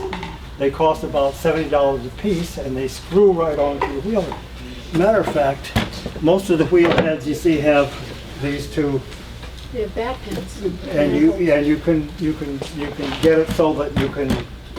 I've constructed it this way so that there are 4 teeth, and there's a space in between where you can actually attach this right to this wheel head. and there you go. You've got the device that'll let you cast plaster. You just put a coddle around it, and generally they're cast about that thick. So you cast it right on the wheelhead? Right Yes. on the wheelhead, yes. You put some mold release on, and tar paper kind of stuff. You can put around with a rubber band, and that generally holds it. And mix your plaster, pour it in there. When it begins to set up, you remove that, and while it's still moist enough, you flatten it, get it perfectly flat, and tool it a little bit. It's a And couple day then you process wait in your for it studio. to set up, To and set then up you and- pop it off of there, and you can generally make about 10 a day. Can you cast it on the bat pins? Oh, you wouldn't want to do that. Bat pins. Why wouldn't you just What take I the would bat do, pins out? see, is countersink these a little bit into the I don't want to do that. tooth wheelhead. That wouldn't So hold that it. I can put a little piece of clay or something on it, and it won't be a place that is of consequence, if that's what you're talking about, bat pin. No, but I think she's talking about trying to cast it just on that wheelhead with the bat pins. Oh. It With would bat never, pins, yeah. It would never hold it. If you, yeah. It wouldn't hold Oh, the would bat? not See, hold it, no. you put this kind of pressure on, Be gone. any decent amount of It'll ruin clay, the whole- and so it yeah. has to be tall enough so that it doesn't lift or flip up. You don't, these little pins with these little bats, you No can't handles really on throw those? anything of Not any yet. size, Does because he get one that eventually? pressure lifts it right off and throws it away. So what are, I'm not clear, what are these items that you cast the plaster over? Um, If they're not bat pins, They're what not are they, bat Bob? pins, it's actually a plate that is about that thick, and it has this structure on. I'll show you what, if you I'll come be over. there, I'm coming, Okay, but I October, just need to know a little First and bit. third weekend of October, Saturday morning. Or if you're anxious, you can come sooner than that. Okay, alrighty. And I'll be glad to Tomorrow, share- next week. I'll be glad to share that, and We're around. and where you could get them, you can get them cast, and or you tell me. Yeah, it would and make I'll- sense and if I'll- a bunch of you wanted to do it, because they'll probably cast them cheaper if they do a bunch of them instead of, you only need, every individual only needs one, Yeah. but, you know, and then you have, that's all Bob has on his wheelhead, and then he just puts these other things over top of that. Wow, It's yeah. like a, It's a whole system, yeah. yeah, it's a system. It's got 3 sections, and then the plaster bat locks onto that, so it's not going to fly off if you've got 25 or 50 pounds of clay Right, on it. right, And if you want to right. put one of those things on top, he can put those right on top of the plaster bat, Yeah. and the whole thing works beautifully. Got it. But, you know, it takes a little while to get them together. The trouble is that while this seems to be uniform, the diameter of the wheelheads is not the same for every. But this seems to be consistent. Oh, really? And so if it overlaps a bit or is a little bit small for the wheelhead, doesn't matter. They'll still fix and be relatively centered. And because you're carving the plaster, it doesn't need to be absolutely centered. It's just a tooth device that lets you apply pressure without flipping off. These are good for that. They do not flip off, but again, you don't have the versatility of setting aside pieces that actually have a bottom. And he so rarely makes anything with a bottom anymore that, you know. Like I go, honey, you could, he'll do like the other day he did this slab, and it was still kind of small, and it was too wet, and it collapsed on him. And I said, no, he said, he was gonna, and I went, no, it's gonna make a cute little bean pie, don't do that. So I got him to save it, but it, you know, you have to, that doesn't happen often. You know, that's not what if he has what he has in his mind. I'm sorry, I'm just doing my hand building stuff. Yeah, I use a variety of tools, and the same slip that he's putting on the outside of his stuff I use to hold it together, and I do use vinegar in my slip for hand building. I find that although he think it doesn't make any difference. Do it anyway, because anyway, so I'll let this set up a little bit, and then I'm going to try I'll to pull make a it diameter handle thing it. to Not put on my this. favorite thing. And then if you're interested, I'm not sure what time it is anymore, but It's 11:45. you'll notice one of the pieces over on the table here is a round. See that low piece that is, all right. Now, imagine having a shape like that, and you put texture on it, and you begin to dry it, and you make it out like a bowl, but you drop it all the way down. Then you end up with a round. Now see, there's one or two pieces like on the upper clay there that are half of a round that is then made into a vase form. With the help of So some they started experience. out as a faux round and you cut it. So I would like for you to know how to make a round texture around it.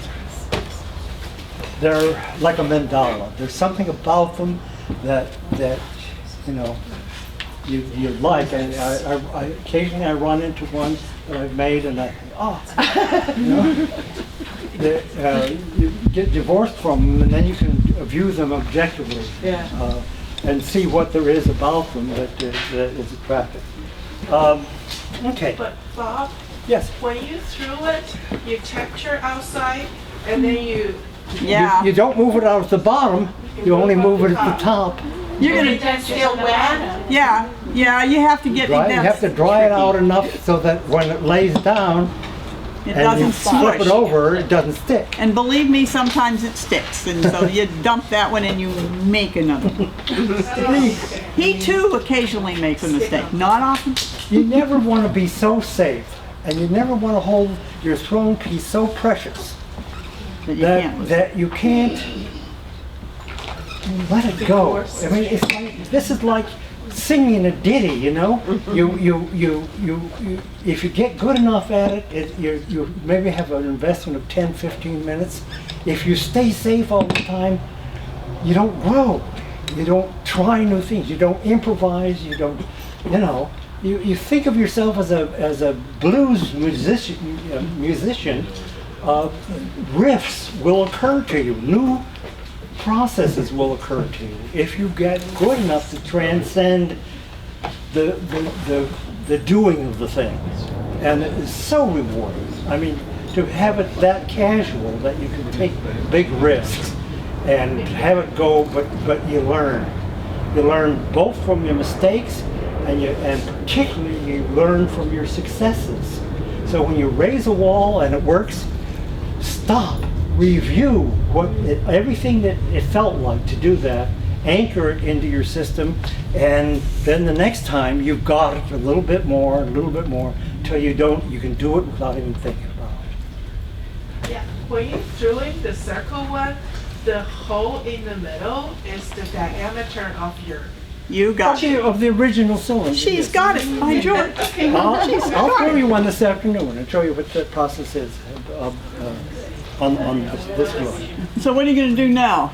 Well, This texture? I've got this rectangular shape. Well, why don't you make this texture on it, because a couple people are curious, you know, that one. Oh, okay.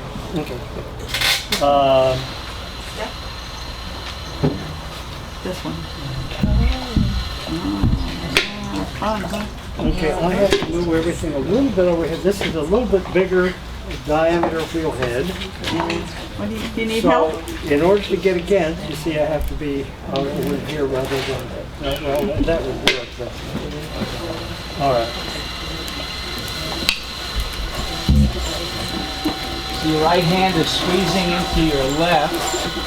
Right hand is not squeezing into Right the left. hand Is curved into the clay. It's Look where all the action is. this way. Curve your fingers, that's your first. You curve your fingers. Curve your fingers, this You've way. got strength. Uh-huh. This is between. Pull it into you, the And you tips of your pull fingers. this. You're leaning into this so that nothing gets away. This sustains it. Using the side of your hand as a focal point, right? Well, the This. side of his hand, no, you don't want that down on the wheel head. No, the Just fingers. just the ends of your fingers. Have to reinforce Short the fingernails, curve them. If you have them like that, nothing's going to happen. Curve them. Curve. Yeah, you want. This will ride along. Okay. But the real work is being done, the smallest, again, try to get a small contact point. Whenever whenever you meet a resistance that has a tendency to jolt your body or move your body, you want to hold still. And you can do that by diminishing the size of the contact point, even though this is riding along. Now, then, you take it up with that one move. Now look, I put my foot back here, lay it against. What's doing the work? My leg is. You see? I'm not stressing. Where am I pushing? The half that's coming around. I'm way over here. Not over here. If I'm over here, I go like this. If I'm here, I meet the out of roundness and it goes this way in the center.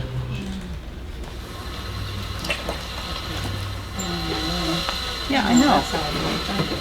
Yeah. It took me so long to get, to figure out how to connect that and get my hand down here without rubbing all of See this what's off. doing the work? And even on little pots, I do it. A little bit of lubrication between the spines and tear between the My hands won't want to do hard when I'm throwing it in. I actually made a series of holes. Again, I was able to center that. So that knee was yeah. is holding steady. The leg is braced against this. I meant to make this happy. And this keeps it from slipping off. Bridge. Now, the other one. I'm not used to this wheel at all.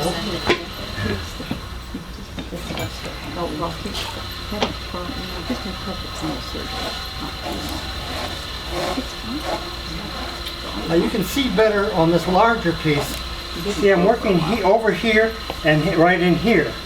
Not opposite each other, not reaching all the way around. It's only the smaller pieces you reach more around. But I'm taking the out of roundness, bringing it up, getting to a small diameter under control. Shift over, right in here. The knee is doing the work.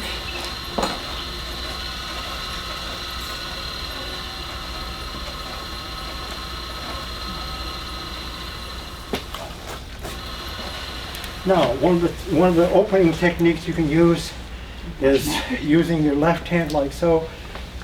If you are working right in front of you, the out of roundness that tends to pull your hand out this way is controlled. If you have these fingers against this brace, that will control the out of roundness, taking it back and forth. All right? And so you can start right in center, and if you start right in center, that centered part will continue to hold your center as you shift over. This is a larger piece of clay. So now I'm shifting over to this. Elbows in. Tight against the wheel. Don't let the clay push you around.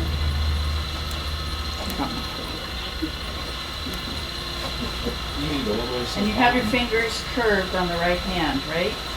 Oh yeah. No, they're, well, Yeah. it's like that. You see, I took off a little clay from the bottom, but essentially it's like that. And this is the point that is doing most of the work. These two follow. Carry the spine for lubrication. Get it? Okay. Now, how do you open? Like so, or like that. It goes in. Okay. This is not fitting quite tight enough. Hold on a second. Need another towel. Depends on how thick the terry cloth is. Now you're gonna. Oh, that's the thinner one, isn't it? Yeah. It isn't much that I need to get. Oh, you're just gonna add it. Just a little bit. This is the first move that. Oh. And I think when you do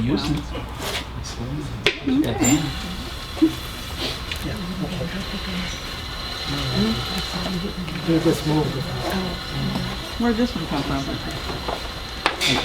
Look how far under I am. So, that leaves this thickness right in here that I left out on the first draw. I go for evenness of wall. So I'm trying to lift a crude, even wall. And right now, look at this outside handle. Look how tight it is against the leg. Look at this bridge. Look at this in here.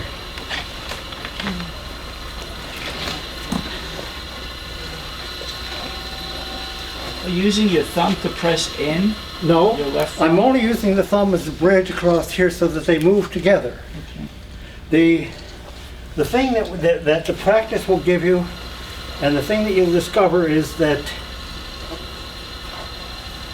anytime you can make one continuous upward move, the probabilities of your getting an even wall increase exponentially. So if you start down at the bottom, you come up to the top. You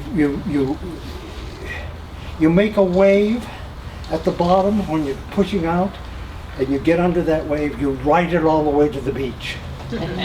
If you stop in the middle, the probabilities are that you won't be able to find the distance again between your fingers, and it'll produce an uneven wall.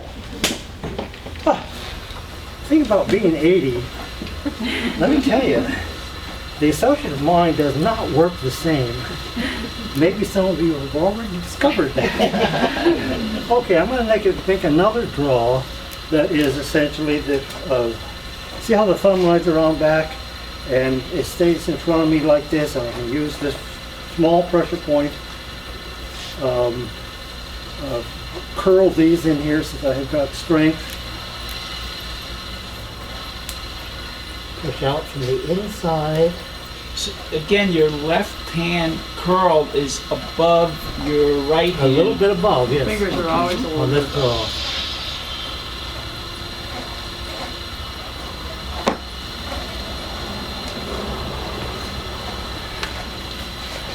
Okay. Now the final draw.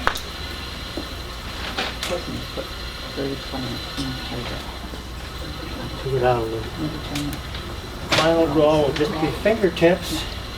I'm not moving as much clay. Don't need it quite as crude. I can be more sensitive to what's happening between my fingers if I'm using my fingertips rather than the knuckle.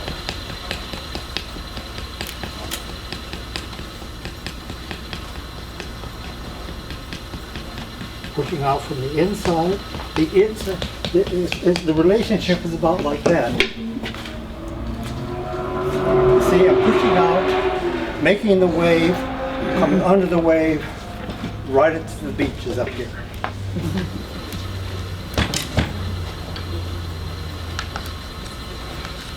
A little more deviation. Okay.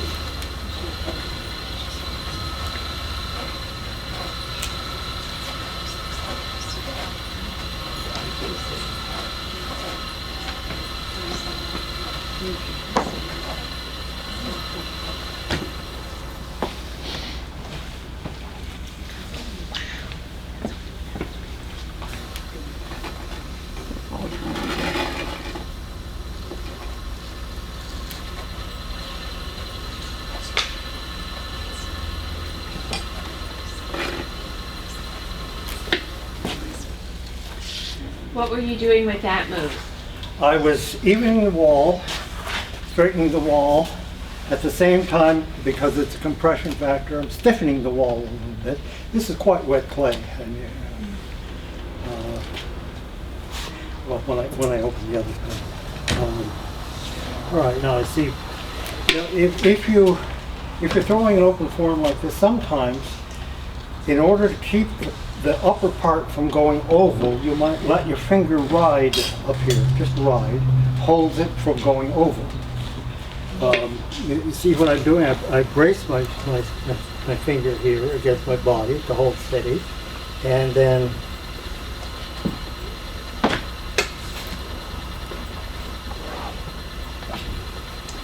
so you're using your right hand to hold the shape on top so it doesn't get keep off. Keep it oval. Right. I opened this piece more than the other one.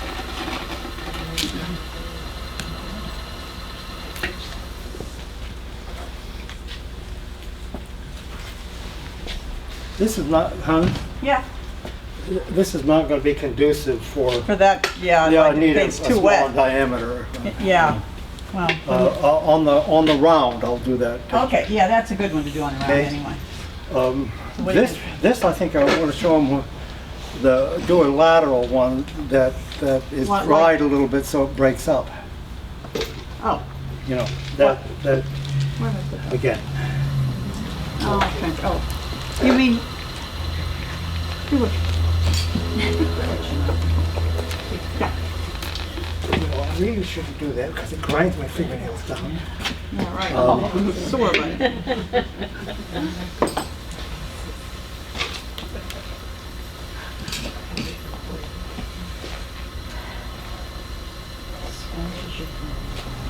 Oh, yeah, no kidding.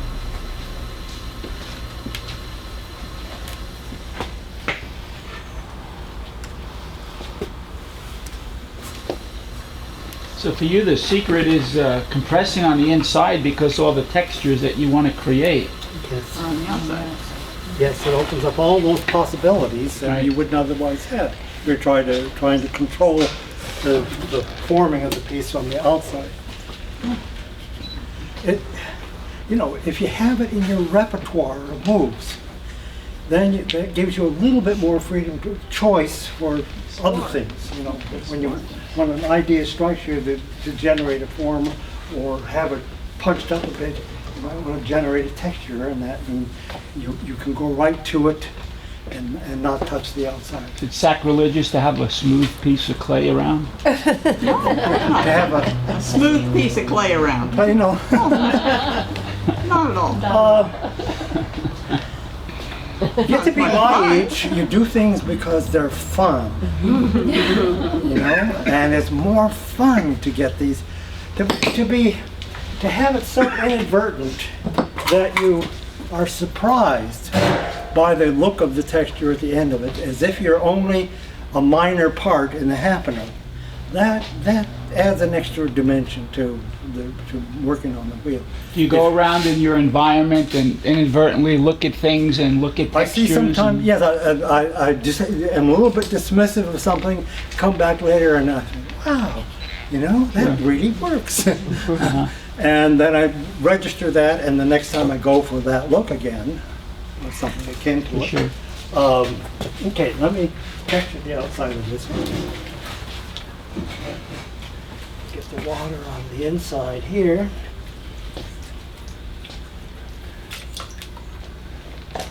That bag that you use to push the clay, to have all the clay, is a special plastic that you like? It's a Clay Planet, one It of has to be these. Clay Planet? Well, it's gonna be this, no, but it has to be this thick, because like Laguna wraps theirs in 3 mil and Sure. it's not thick enough. These are 4, right? 4 Or mil? are they 5? They're 5. They're 5, okay, then they're 5 mil is what you need. Yeah. It has to say Clay Planet. It doesn't have to say Clay Planet, it just has to be 5 mil of Planet. Yeah, we're gonna lead with the idea that it has to be Clay Planet. Well, we'd be bag. happy if it were Clay Planet, that'd be a good thing, So but I would expect that we would get a couple of bags before we left them. hey, we can buy whatever you want free. No problem. Since we didn't get those tools, I mean, Hey, those tools We'll see should what we have can always work been out. sold for $8 or $10 and we never ended up selling any. unless you just want us to dip our hands in the clay and leave, I mean, Hey, it's totally up to you. thank you. Your choice. One of the options that I didn't discuss with you, if you want to center soft clay so you can get it really centered and nice and do these initial draws, one of the options is to dry a bit, particularly down in here, before you make your final draw. Then lubricate again and make your final draw. It's less likely to go wee-wah on you because you've stiffened this down here. I usually work with clay that's initially is stiffer than this, and I can whale with it and it'll still stand less dangerous than the softer clay. But again, that's your option. Heat gun will do it. Those little. I had one here. One of these, if you don't have, most of you probably have natural gas or butane coming into your house, and you can rig a torch that will work off of that. I have natural gas in my studio, and so I never use this, but I brought it along because this is one of your options. You can stiffen it right in here. You can stiffen it with something like that. Make your final draw then with impunity. You bring the clay forward so that you can stop it from retreating. Then you squeeze, it'll come out the tip.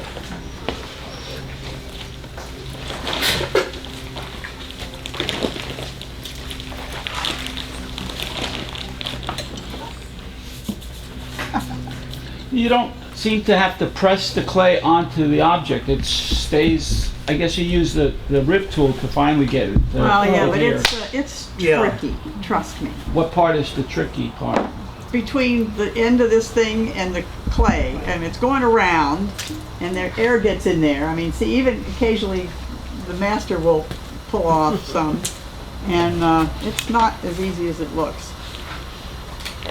If you start with a little bit wetter clay than I'm working with here initially, you learn the moves and it becomes easier. I specifically made some harder clay to demonstrate today because I wanted to not spend as much time drying. So you're almost touching the pot. Almost. What? Oh, the texture? Oh, yeah, and the whole sheet. Yeah, I can see it when it comes off. This one is already.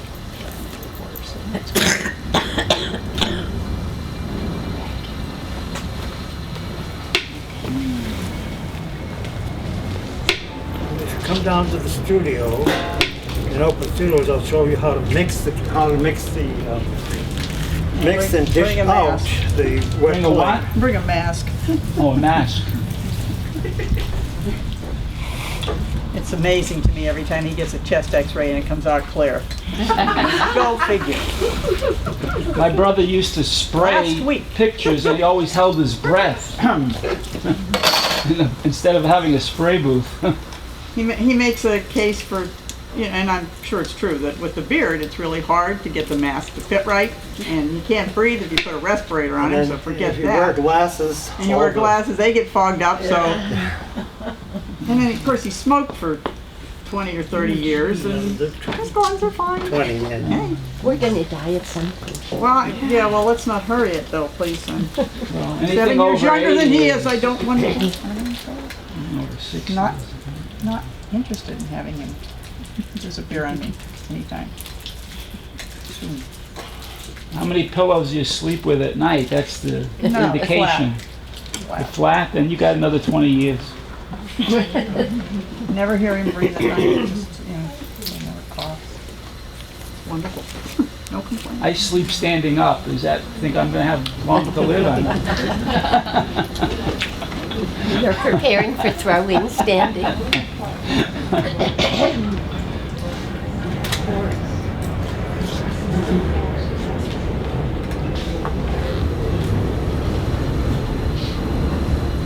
The thing about slabs, they're never, please.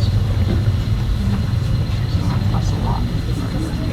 Where did you hid the cups from us, huh?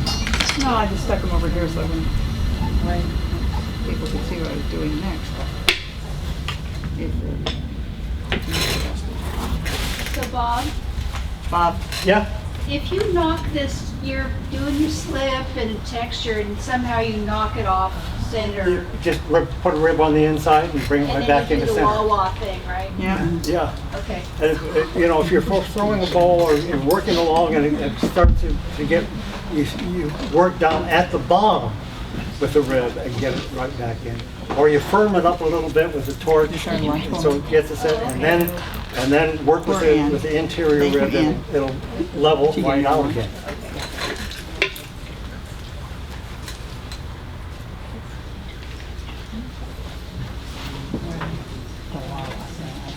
Yeah. You know where I got that. Pick that phrase up. I had this friend when I was selling real estate. They get 12:15, 12:30. Okay, have you seen And we walk.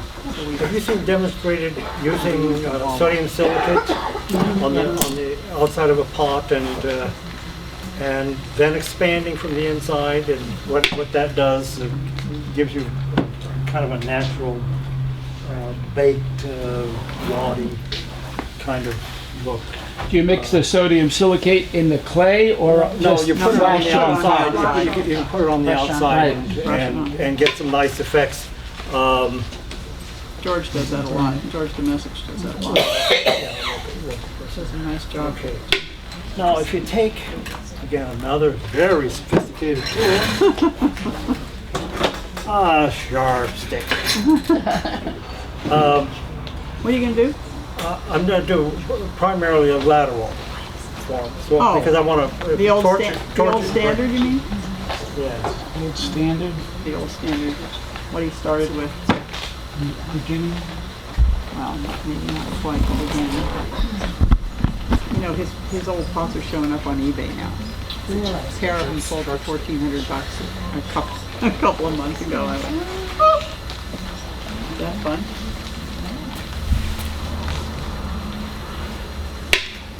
Do you have a reference point when you're doing that? Or just No, I keep just, your arm steady? again, introduce some variations, and a little bit of inadvertencies and overlappings and stuff. But I wanted to drive this more on the outside than I did the last time, so that you see what happens when you get a little bit of crustiness out here. It changes everything.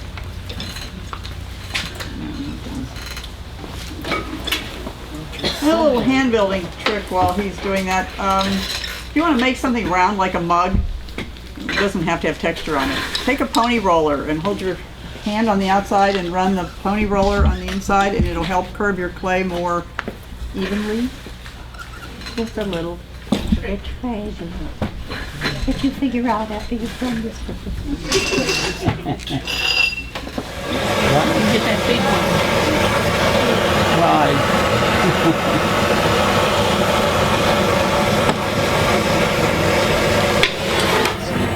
This works especially well for outside dishes. Bonsai. You know, This texture works because it's watery. So ikebana. So we sold the piece to a gal that had ordered it last October. Finally got it to her a couple weeks ago. She did a demonstration at the Wafu Ikebana luncheon a week ago. Yesterday we got a phone order for 2 more. Same color, same size. I go, yeah, I got it. So obviously the question would be, is there ever a point where you're just drying it too much and you can't get what you want from it? That happens occasionally and it'll break up, but very rarely. He's got it down. It's like anything else. I'm sitting over here. Flamethrower over there. Would you be careful, sorry about please? that. This is weird. Do you want me to hold it or something? You're gonna burn yourself. That's a little bit tricky. I'll just use this. He has a death wish from you. I really thought that I wouldn't be here. Flare it at the top, then work your way down.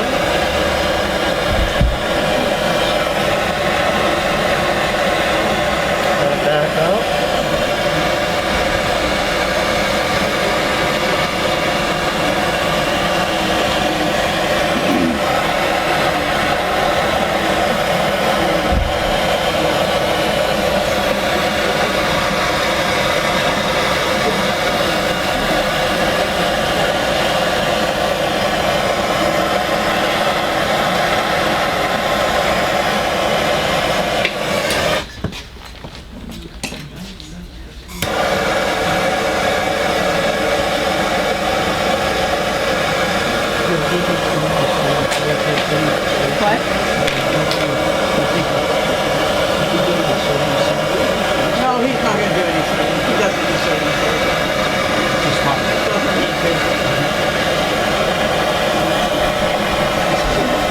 Yeah, the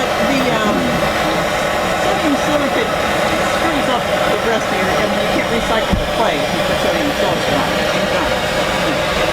So it's extravagant.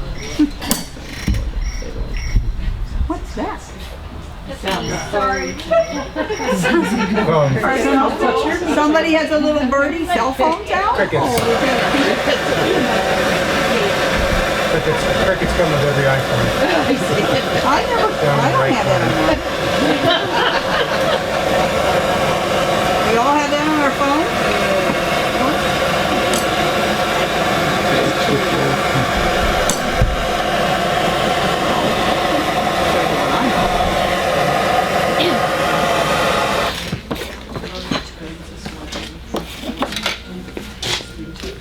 We don't have an Apple iPad guru in the room by any chance, do we? I mean, somebody who really knows about them.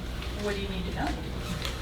I need to know why when I thought I was deleting one picture this morning, I deleted all 3,400 of them out of my iPad. What? Photos? And they're not all backed up on iTunes like they. I didn't lose them. I have them other places. If you upload them to iPhone, it'll ask right at the end. What? Them off the phone or the iPad. Did you put them in iPhoto? No, they're just in. Tell you when we have one.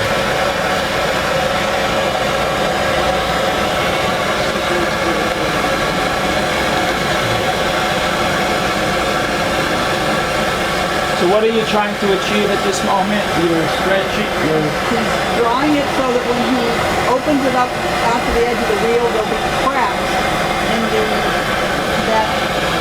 that texture, so the texture will break up a little bit, much like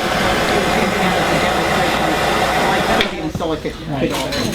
Now, you see what's happening to it? Oh, it's taking on an entirely different character because I've dried it on the outside. It'll continue to break up and staccato out. Talk about inadvertency happening as a result of the process. Well, the better shot was when I get it out there a little bit further, it'll continue to separate. Watch out.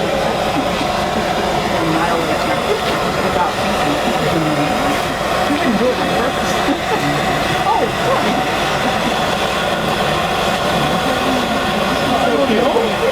other trouble with getting 3080 is you get more of one track and you don't see things as well. Now he also has one eye, he only has peripheral vision, so considering he's handicapped. Rob, is there any heat transfer at all when you're working with your hand on the inside and blowtorching on the outside? Or As long as it's wet, you don't get anything like that. You can work specifically on the area, and you don't even feel it on the inside. You see why this is almost like striations, and for a bonsai pot, most appropriate to generate a texture like this that looks like layers of rock. Okay, I need to open the bottle.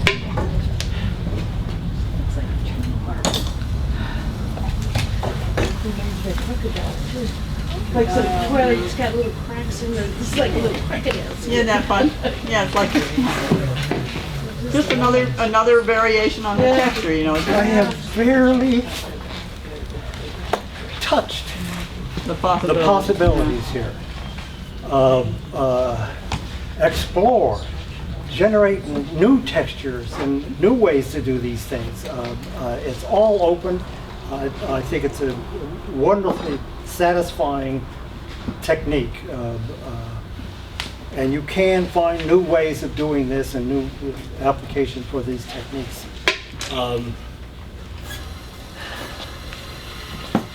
going to reach an end here someday. I'm going to stop throwing. No. Cut that out. Not interested. No, I'm talking about maybe I'll get tired. No. Something like that, you I know. don't think so. Age will catch up to me. It's too lonely in the studio when he's not there. I hate being up there without him. Like, oh man, this is boring.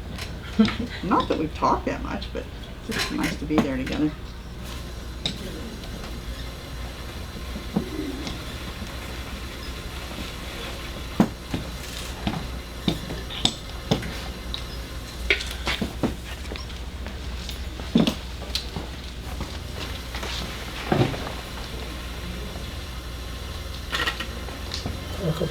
controlled accident. This exemplifies it probably more than some of the other textures. Is that the one you're gonna put on that, On this that rectangle. rectangle? Okay. We're gonna make a rectangular pot out of that. Yeah. Hee hee. If I had done the proper sequence, I would have done that first to show them Oh, well, I screwed up. you didn't screw. Do you ever put feet on your pots? We used to. What I've done in these, I have an extrusion. I've made an extrusion that gives me feet that I put on from the outside, so that it lifts off, about that far off of a deck or something, so you don't get any condensation and moisture trapped under the bottom. When you fire them on the pieces, and particularly when the planters start getting large, they pop off, and it was the most frustrating part of our ceramic experience was trying to put feet on the damn planters. I mean, we must have come up with 14 different varieties of feet. None of them really worked very well. So then we thought, let's just make individual feet. We'll give everybody 3 if it's round, 4 if it's square, and they can set their planter up, and it's easier to move them. There's so many things about it that makes a lot of sense. So that's what we've been doing for the last 4 or 5 years, I think. Works pretty well. Put our Kinzie stamp on the outside. You can't trust visually. It looked like this diameter up here was the same as the diameter down here. It was not. It was an inch shorter than the diameter. And I never got on to the fact that is a perceptual sort of thing. It still is not up to 20 inches at the top. Isn't that funny? It looks like it's more. But it's not.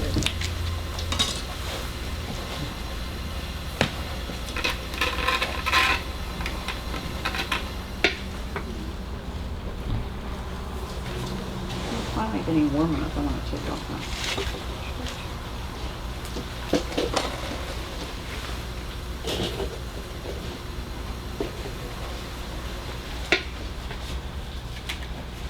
Okay.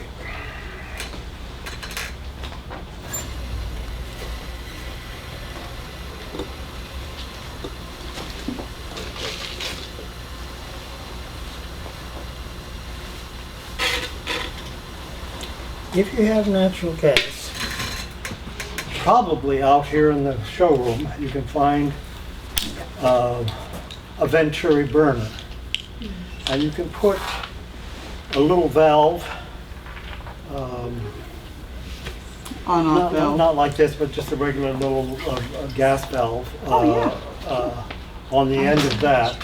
And a hose to wherever you have your It's fairly firm. your water heater or something else that and you can do a little plumbing and get yourself a nice line of natural gas. It's so much easier to deal with than propane. But it's not. And you can it isn't that much to rig up a torch that would give you the broad one. These are about $50 from any of the hardware stores or Amazon. Probably not Costco, but Amazon. the building supply. Pro. Oh, you mean Home Depot? Home Depot, yes. No, I don't know whether they have them.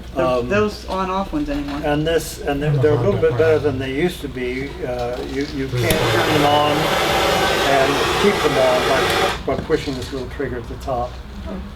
This for the specific, and this where you want to be very intense to dry out the texture to produce this kind of an effect. Do you like this effect? Is this? Yeah. Again, you think in terms of the potential for lots of ways you can go with the initial patterning, and then drying or not drying, or you dry a little bit, and then take it on out to, and it will continue to separate out. It will continue to staccato. So if you have your lateral texture, it's going to break this way, Yes. right? If you're Yes. going up and down, kind of, it doesn't break. I'll show you some other examples of for instance, if I, instead of doing it laterally like this, I did a series of diagonals, Right. the top, the top will separate out and the bottom will stay relatively as you had it originally. Because as you get more vertical, it just, the distance between the strokes get a little bit wider. Right. But that's the Right. only difference. Right. And so you get this nice thing that that it starts out here smooth and then which is fun. I'll show it to you if I don't know where we are time-wise yet. It's 12:30, we're just about to get Oh, lunch. okay. Then, Well, we have the afternoon. Lunch is not here yet. Yeah, it's okay, it's fine. I just, well, I'm here. Did you see her come in? Bob. I saw her. Oh, Yes, you I saw already her. waved to her. What you doing here, Bob? Hey, okay, I'm gonna sort of finish this and then the boring part is drawing it out so we can lift it off and you guys can either watch that process or get some lunch. But that's essentially it, and when I get it dry enough, then Sandy and I will pick it up and square it as we pick it up and then put it on this rectangle. Again, trying to show you the potential using these techniques.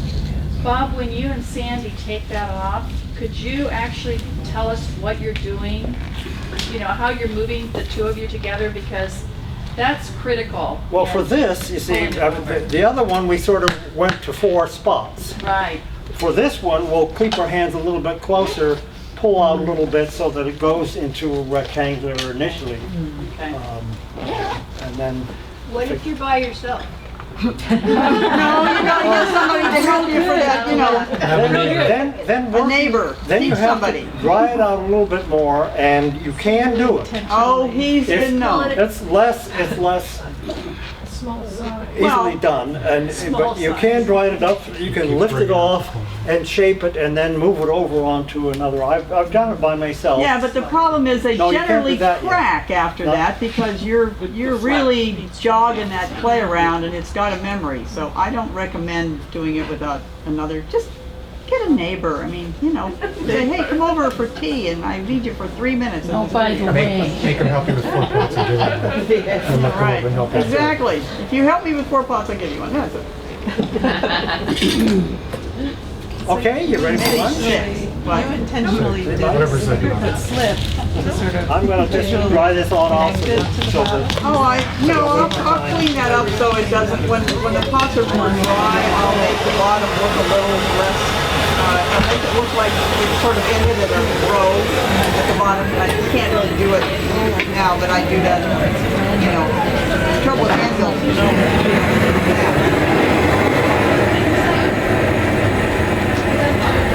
you don't. You guys wanted to see how these things went from round to square? Well, Yes, here we yes. go. Round to square. Now, somebody wanted something? Okay, wait.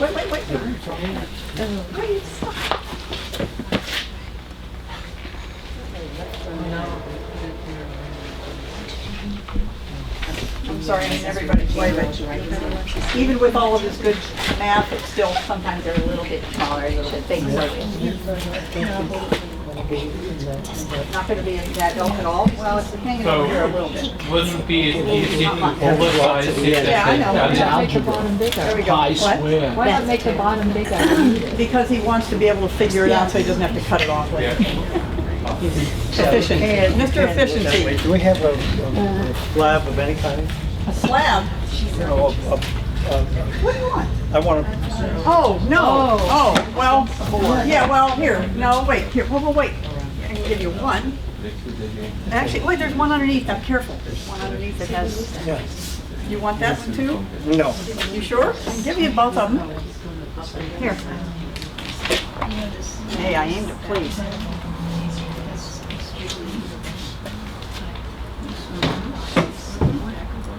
One at a time. Okay, whatever. It's like a bathtub.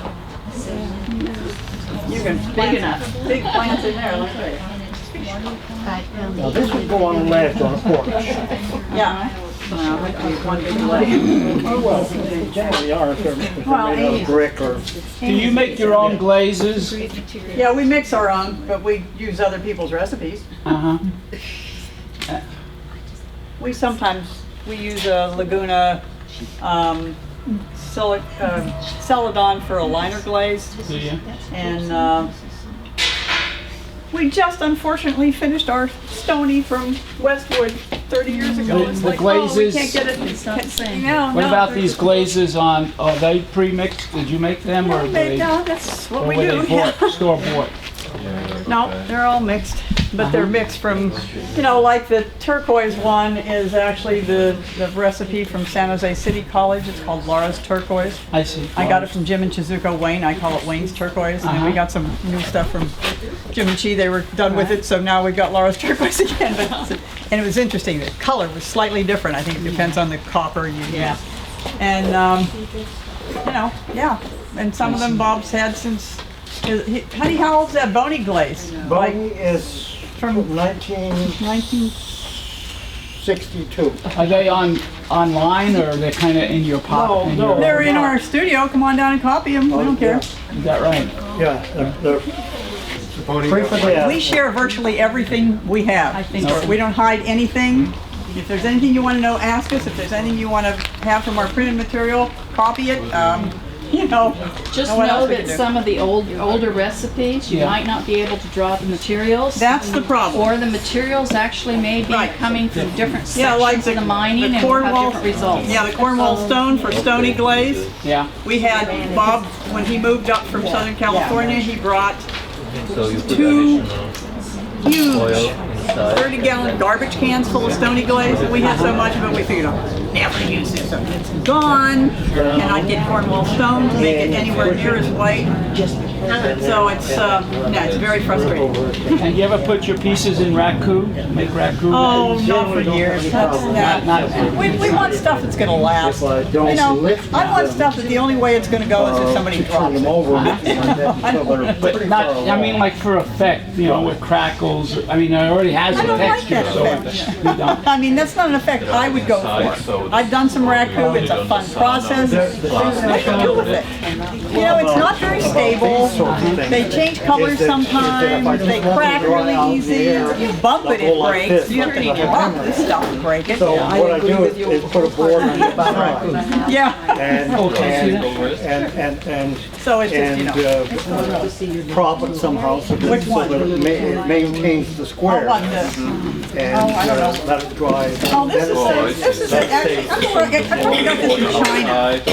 This is probably bamboo, so this must be a Chinese. This must be, I got this from, yeah, Poe has this, I think. Poe's got this one.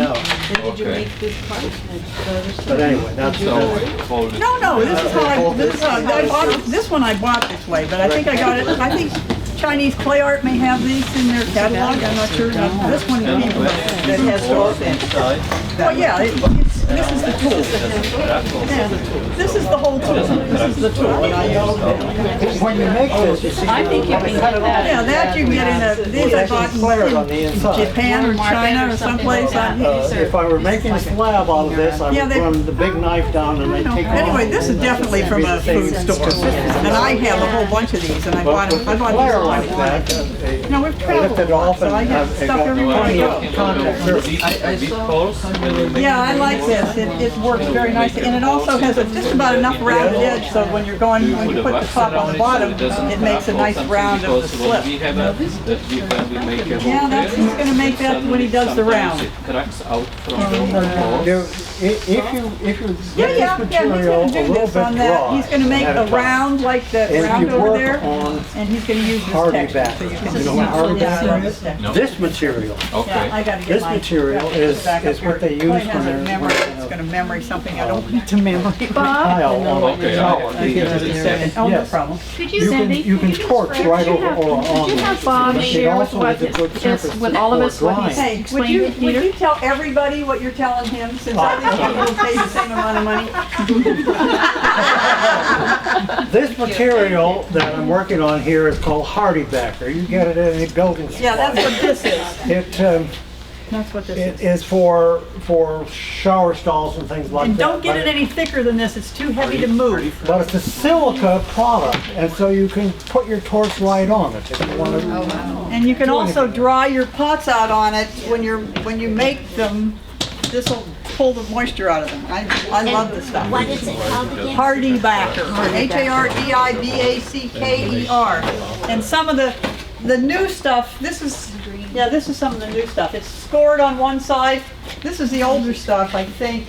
Yeah, this is the old one. It used to come like this, which I actually liked better because it was smooth on this side and then just a little bit of texture on this side.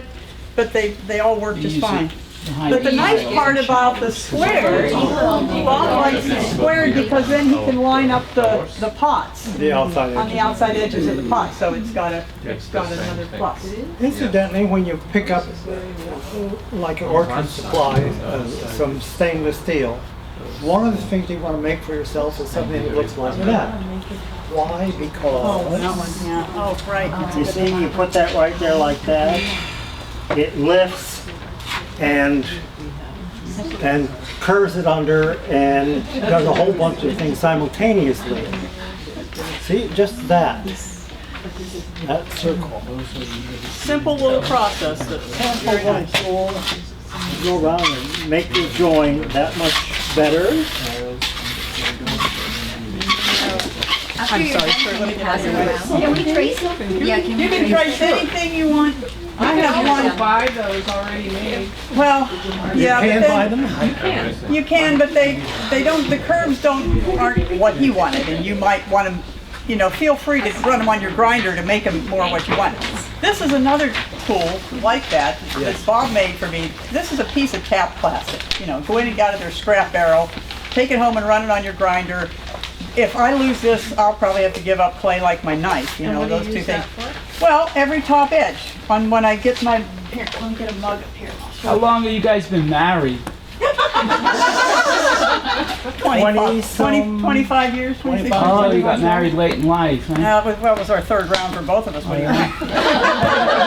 Hey, you We find didn't get married late in life, we married each other late in life. We've been married, both of us have been married forever. Here, just to different people.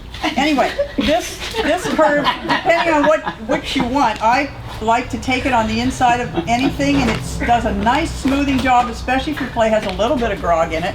Then you can do it on this side too, or you can take this one and get you can make this curve anything you want it to be. Just play with it. But if you get one you like, don't lose it. But it makes just the sweetest top. I mean, it just, look at that. It makes all the difference in the world. And it's 2 minutes. So it takes 15 minutes to make the tool, just like that metal one that Bob used for the bottom, but boy, does it make a difference on your finishing work. Anyway, I'll shut up, I'm sorry. Okay, I told you don't get me started. Anyway, I won't bore you anymore with They want to see you do a round, dear. Yes, I know. Oh, I had better get busy. You better get busy. We'll set this aside. Where can we set it aside? I don't know, maybe talk to someone. Pass it around. We're gonna trace it. No, he's talking about moving this. Okay, you guys are gonna have to move your stuff off that table. We need to put it on that I borrow table your that you're. pen and return it right Okay, maybe away. you and, Thank you. maybe Keith or who, no, well, Keith doesn't. What do you need? Yeah, Matt's right here, just move that. Let Matt take it over, hon. Can he do that? Oh, wait a minute. Oh, sorry. I'm He refining doesn't know. a bit He here. doesn't. It's not that heavy. I can do that later. Steve can do it. But anyway, if you No, let him do it, hon. hold it like so, slide it right on there. There you go. Okay. Somewhere about plastic. There it is. Everything gets camouflaged. Do you notice that? You have a tool that you paint the right color and everything, and then it gets camouflaged. You can't find it. And it's right there, always right in front of you. I know somebody took my knife. Where is it? Where's my blue rib? I'm making a man in the studio. One other little thing while he's cleaning off the wheel.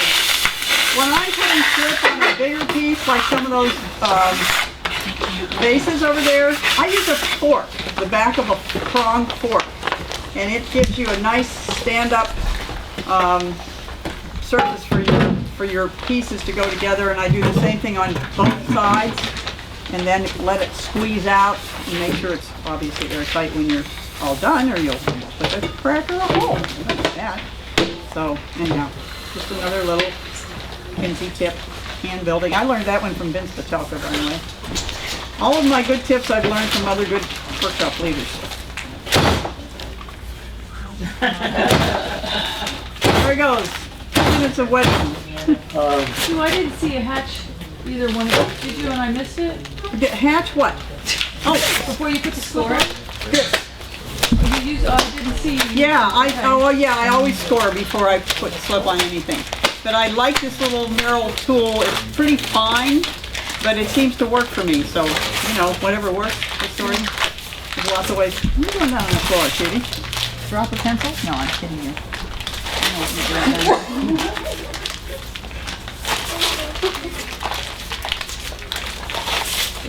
How many 80-year-olds do you know can get underneath like that? It's the getting out. Oh, he can get up there.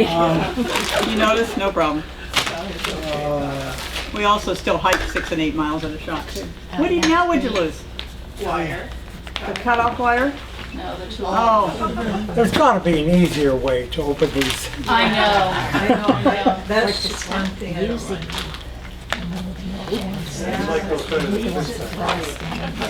well, I don't know if That's they're way better better. than twisting. I like You like them better than the twist ties? Yeah, for putting back on. we're putting back on, yeah. Well, he never puts them back on.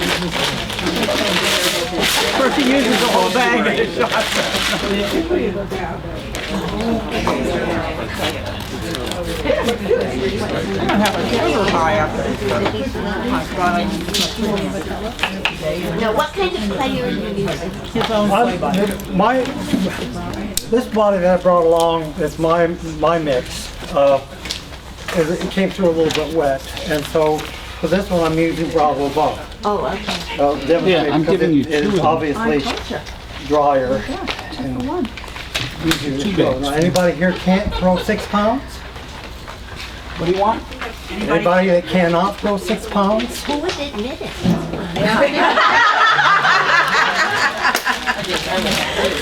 Not with the ease that you presented. I think that's about 6 Throw it on pounds. the wheel or just throw it across the room?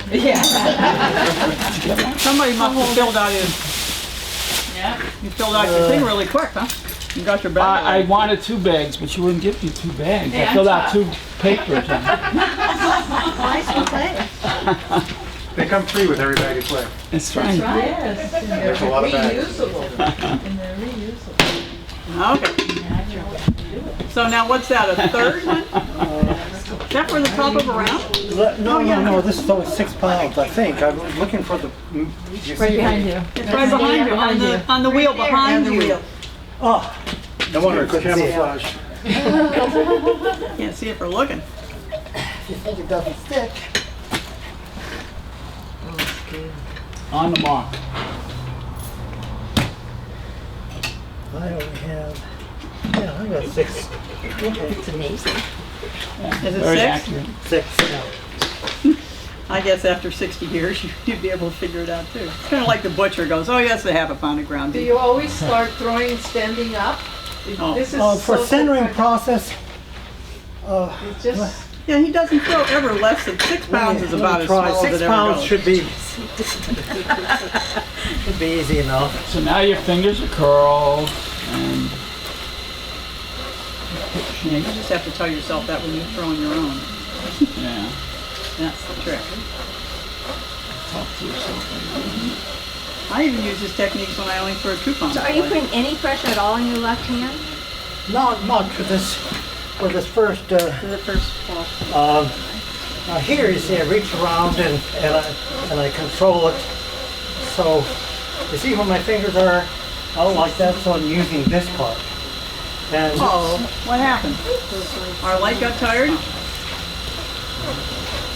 Well, you didn't realize what a help that was till it went bye-bye. now I shift over. Right? There it goes. If I keep my thumb like this, you see, when I need some extra lubrication, I can just squeeze it like that and do lubrication. Would you do that again and show us and decide what Okay, You never did move the wheel, which was the whole point. Oh, right. Slide the wheel around a bit. Okay. On this one, you see, I'm using sometimes if you're working big and you have a big enough that you can get against, you can put it right in here and get the leverage you need, or the steadiness you need. This is when they need to see that. Can you stop long enough to move the wheel? Yeah, good. There you go. Got disadvantage. These people over here. Anyway. No, you see what I'm doing? Lean into it a little bit, which is better than using muscle to push. Right. Use your body and your body weight. Always.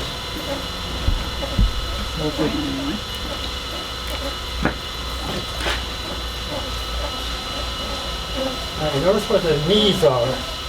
Right tight. Holding steady against any out of roundness is an essential, a universal. I don't have to make it a relative thing. It is more of an absolute. Steady. I've seen people in classrooms getting off so much on the clay that they're going around with it. You know, they lose their job, their position in this process. When I was first learning to throw, he'd look over at me and said, "Does that have a purpose?" I'd be feeling the clay. And, does that have a purpose? Well, no. See, all the work's done here. Right. As small as I can get this to work is holding just this part, and it generally functions very well. Let me see if I can. I would imagine if you've been doing it so long for you, do you find that you have the speed even faster? You have to stay on your game. Yeah. I recently had carpal tunnel surgery. Right. It was like 9 weeks before the pain was sufficiently low. 9 weeks go without throwing. So you were off of balance. And that which was normally automatic, I have to think again. And how many hours a day do you throw? Oh, not so much anymore. No, I didn't ask you, I asked him. How many hours do you throw? That's all right. I know, she loves you. it's just a matter, he doesn't always hear when I Oh, that's why it That's the happens. reason. I can appreciate it. Okay. I'm going to hold my wrist straight. Sometimes I pay attention to You how never long want to get you your do wrist it. like this relative to it, because that'll be just a pumping in and out. Keep your wrist straight, then you're catching the half that's coming around at you and having it go into center. All right, but here I'm just using it as the steady point for the intrusion into the clay. Because this is against this. This is the protection. Pulling in like this against your rib cage keeps it from going in and out. And it looks like your left thumb keeps the ridge down, which I'm noticing, which makes sense. I mean, that's how you should do. Keeps the ridge down. So it doesn't come up the clay. The left thumb is on Oh, top. yeah, this action here. I mean, Exactly. Yeah. I'm not sure all the functions. I haven't analyzed it that much. Haven't had to put it into words. Exactly. You know? Sure. All right, now I'm going to open at the bottom. You get both hands in there. Now that's where I get to be off balance. Here I am with my left hand pushing in like you are. So what will stop it from staying there? I mean, what are you doing that's keeping it from moving out? Both my legs are tight here. Yeah. I'm over it so that I have leverage. I can pull back here. The rib cage is the steadiness, and But I when can, you're pushing out, how come it's staying there? Why? What are you doing? Especially on big pieces. Again, it's under here. I'm opening in the bottom. That's not it. Gotcha. not the Gotcha. top. That's it. So I don't have to move that clay back in order to get some height. Right, now I understand. Yeah. Good. He's cupping it underneath. Okay. Now you see how I'm straight at it here. Right from this brace, right there, and the left hand, we forget that we have the ability to ration our consciousness. I'm putting, even though I'm looking at the outside and doing things on the outside, I shift my awareness to my inside hand, because it's the one that's running free against this brace. And in other words, you sensitize yourself to what your left hand is doing. This is sort of like if you're throwing a 30-inch cylinder, you start down here like this, you see, and watch the brace of my right hand. Sure. You don't have that option when the walls are too high, though. Oh, it hasn't shifted, it hadn't changed. From this point, all I did was stand up in a sense and stay braced. You stay braced here. So the ridge that you made with your left hand, if I may, Left shut hand. me up. Yeah. When you put your hand in there, so you're grabbing that clay and literally bringing it up without that clay on top of your ridge. No. Initially, it's just 2 pressure points. But you keep it small so that you're effective with the amount of power you have. But my question is, if I may. Later on. Okay. Later on is when you shift. later on. I'm trying to answer your question. Later on is when you shift. That was good. He's so obedient. Later on is when you shift it in relation and then. Shut up, dog. But let me. What's the use? I didn't listen, I suppose. All right. Your fingers are underneath there, and there's a certain amount of clay on top of your finger. Is that not correct? The initial, what I'm saying is the initial draw here that does nothing but even out the wall. They're pretty much opposite each other. Because I'm not trying to lift a lot. I'm just grabbing, I thought that you made a ridge with your fingers purposefully so that when you have a tremendous amount of clay, that you are, like you said, a wave bringing up that clay. But the ridge is you push out. Am I not mistaken? That is for the subsequent draw. The last 2 draws is when you do that. When you push out and come under and lift. Subsequent. The next 2. So even though I'm using a knuckle on this draw, I will, again, bridge is on. Yeah. I will be a little bit higher on the inside, and I'm going for a little more height and a little less thickness. But the weird thing about throwing around is that where you need your greatest thickness is at the top and not at the bottom. Because the top is going to be this diameter. The bottom is going to stay essentially the same. So it's a little bit opposite of what you normally do when you're throwing patterns. So if you can focus a little bit on leaving enough clay up here that so you can lay it down, it won't get super thin. Okay, one more draw. More lubrication, because I won't be carrying the sponge to provide the lubrication as I work it. So do you just eyeball the height you need in order for it, when you lay Oh, it down to end up with? More a function of the amount of clay that I start with. Oh. Sometimes I get them too big and I have to cut off a little bit of the rim. I hate doing that. I just as soon get it to the right height so that when I lay it down, it comes out to be 17 and a half inches. I mean 18 inches. That's how some of the half-round vases were created, because it was too big to put on one of them. No, I'm kidding. Maybe true. I don't know. I wasn't thinking about it. All right, did I take? Yeah, okay. Okay, I'm gonna go with that diameter. Did I take the final draw? You're asking I'm me. losing it, dear. I'm getting old. sweetheart, Third one. That's the 3rd draw. Well, you did. That was the 3rd draw? I didn't Yes, take the you 3rd did draw? it 3 times. Okay, good. But you can do it 4, I mean, Some of us kind of do. what would it. happen? I wasn't watching. Well, Okay, now you're doing it fine. Yeah. Yeah, that looks more like the final one. That doesn't look like a knuckle draw to me. That's definitely. I'm using the fingertips, of course.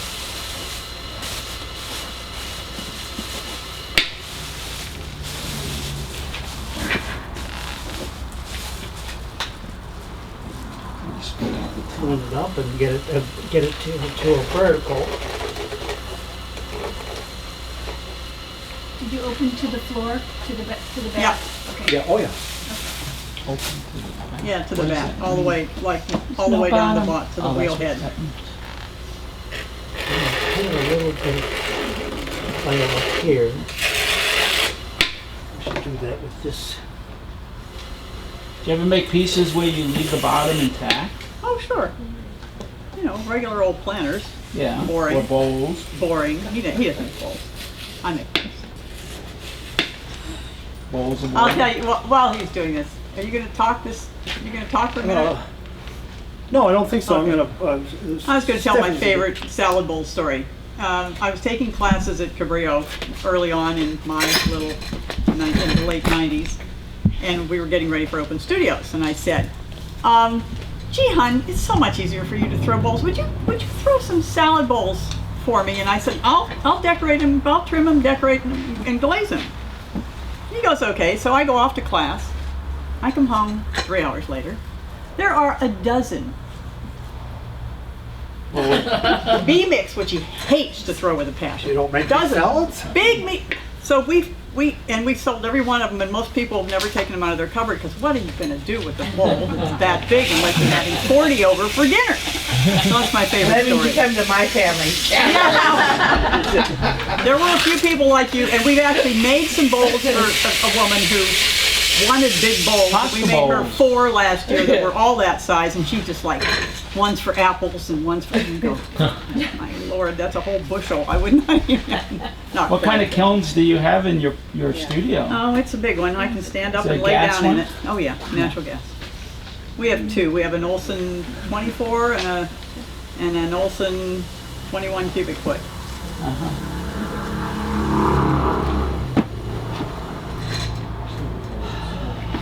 Okay. So what do you make sure they're all full before you fire it, or? Yeah, we've got one full right now. Just fire it the next day or so. We've got a couple of students right now, which is helping fill it up. Of course, when we needs to fire it, he just says, "Oh, I'll just throw a few more planters," and away we go. You know. So you sell these planters? You Oh yeah, are you market kidding? them? Yeah, just out of There our are- studio and Really? Palo Alto show, and sometimes the There are Sargento show. people who have 15, 20 on their deck. No kidding. You Like buy us. one of the hangers, right? And you hang it up beside one of those plastic suckers you get out of Home Depot, and you're going, oh, For oh, sure. thank you. Yeah. So they come back, and some It's people the have been texture. gathering It's one the in a year texture that for you put in there. You 15. get to have a lot 10, of fun 15 making years. them. What about your sculptures? You still do that? No. I don't know. It isn't. As I say, It's not- your throwing time is at the most an hour and a half for a section pot, Uh-huh. and then you spend the rest of the week putting pieces together. Oh. We don't have That enough isn't- Mary Janes in the world to buy the sculpture. It isn't as much fun. Those are nice sculptures in Yeah. the magazines. Mary Jane has Still, Who's Mary Jane? You do those. You do those Oh, if you're teaching. I mean, of course, yeah. She took the I Mendocino thought that Workshop. was a catch-all name, Mary No, Jane. no, not a catch-all at all. Special Mary Jane. So what you're saying is that you don't have time for it. No, he's not going to spend that much time at this age. It's too much. It's too. Yeah, it's not. It's not fun anymore. He wants it to be fun at this age. Who To be a else? composer, Uh-huh. it generally is motivated. You have some other motivation for doing so. Either you want recognition, you want to increase your resume so that you get And a your better portfolio. job. All these other things that Well, that's one motivation. I mean, like you said, it's an inner. composing is not as much fun as performing. Okay. You know, So he likes his it's a partner. different thing So you altogether. think it's more instant gratification for you? He likes instant gratification. Yes, and pleasure. And at what point do you stop doing things for the sake of how you're perceived out there in the Well, world? you know, this is the longevity This is your fountain of youth. That's right. In a sense, yeah, yeah. Sure. And it's like the other thing, once in a while I get him to make a bird feeder, and I mean just very rarely.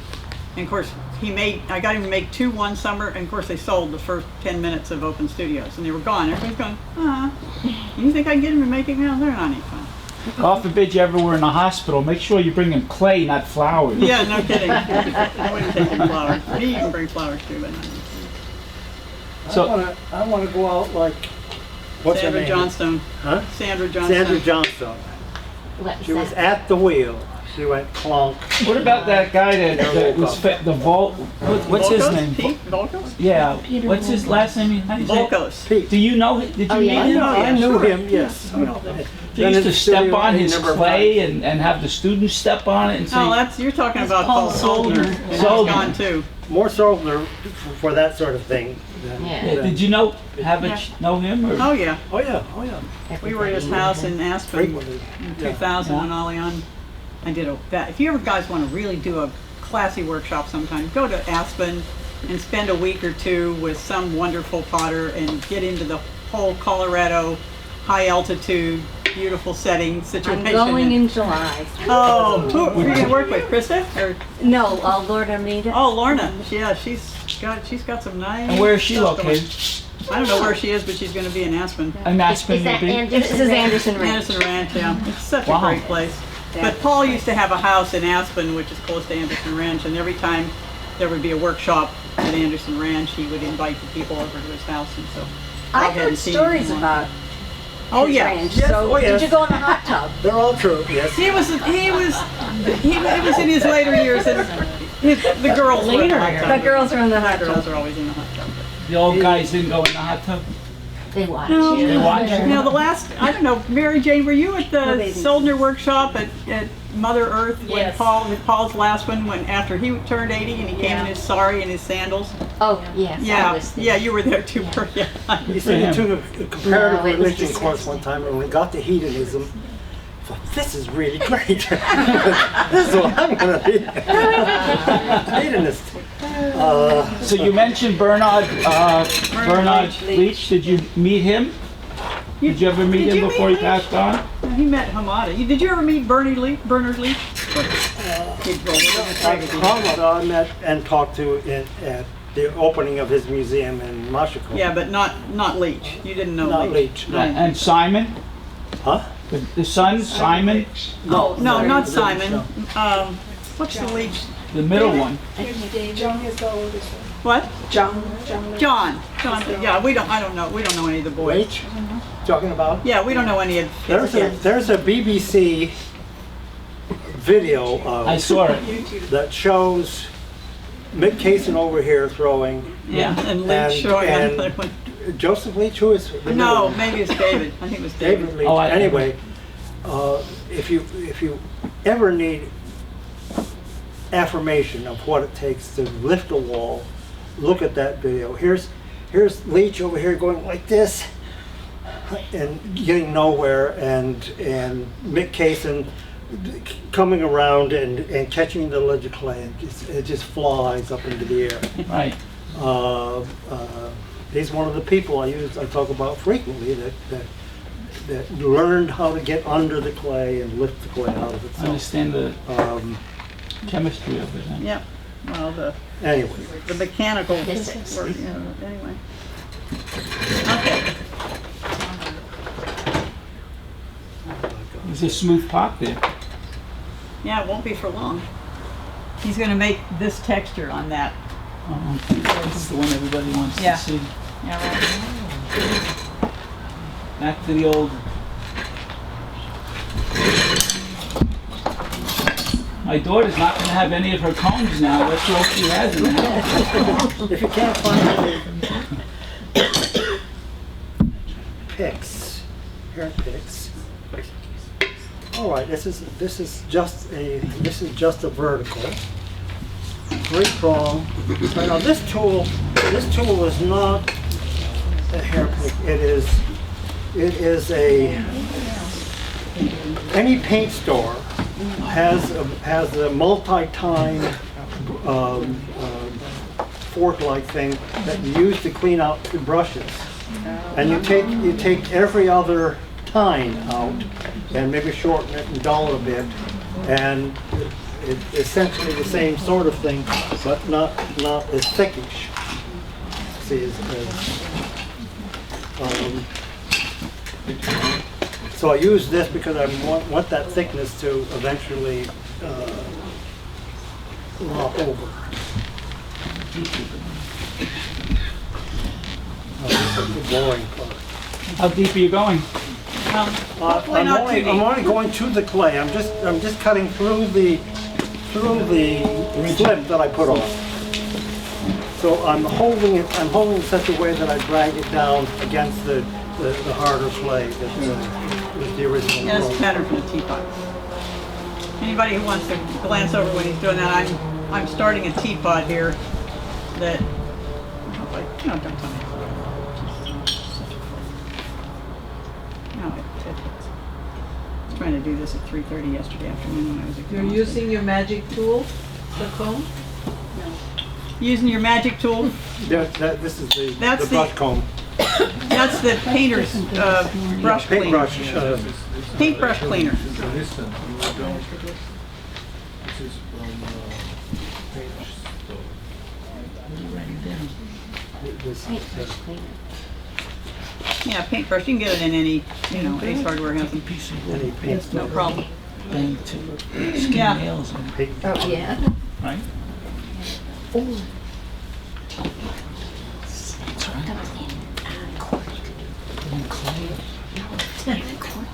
That's okay. I'm just gonna cut out a. I just designed this teapot yesterday. We'll see how it goes. Yeah, I use poster board for. What? Oh no! It's no soft tip. It's got a metal tip on it. There, paintbrush. When you're cleaning the paint out of a paintbrush, you need a sharp tip to get the See paint how out of it. close some of these are. I'm gonna expand this a little bit. It is.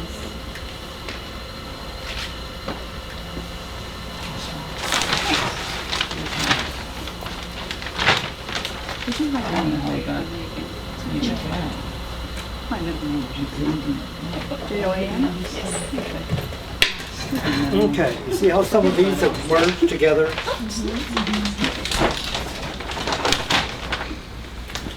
Open them up. No.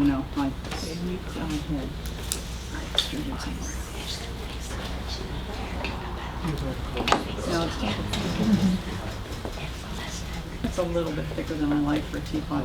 See the ones that are too Because close? then I don't have to worry about it. Sometimes I crack on that. That one over there is just fine too. It's just small. I've had it. See, when he carves down, you have to be careful because it's so easy to push too hard, and then when you turn it over, but this one looks pretty good on the side.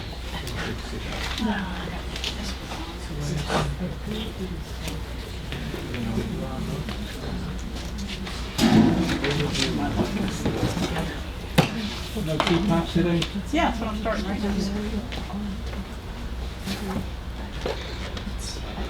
This is a little bit more tedious than I like to do.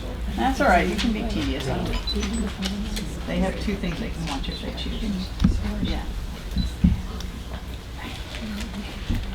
Bob, how thick do you estimate your layer of slip is? Less than a inch? quarter of an inch, about Little less than? less than a quarter, yeah.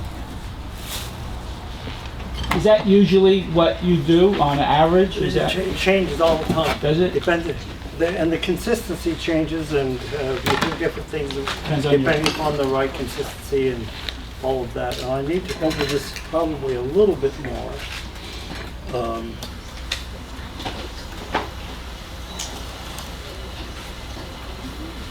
it's important to get rid of the middle teeth. You want it wider. So you bend the top, then you down, bend the top, then you go. Okay, this illustrates part of what happens with these things. You notice how all those verticals are now leaning a little bit. When you begin to open it up, it always shifts the top around a little bit. Now, again, a sophisticated tool like This is fun to watch. This one, as it starts to come around, and look what happens to the first time he did, he went, "Oh, look at this." He's discovered most of these things. Can you help here? Can you tell us anything? anyway. If I if I work on a diagonal now, where I drag it, will drag into the next one and produce this little bubbling. So you have to open it up first before you do that. Well, I just to separate out these verticals. But anyway, you make a bunch of these around.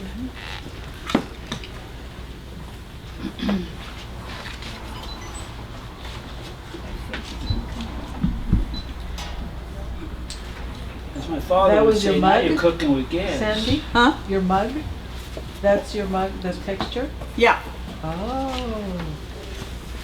It's also, I think, the texture that's on that round over there, it changes it when it goes around. It's a little different than it is when you keep it straight. When you lay it out, it takes on another, you're stretching the top and you're not stretching the bottom, so it's Wonderful. Isn't that fun? Now, there's all kinds of completely horizontal and verticals you can work together. Yeah. Or you can do a bunch of verticals and then hold a tool like this on, just let it go around horizontal, and that'll drag, every time you do that, it drags the things together. It makes it also very nice, a little bit more formal a pattern.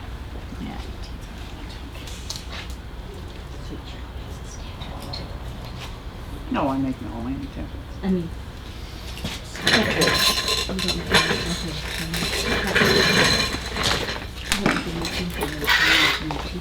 It's time to make a new design.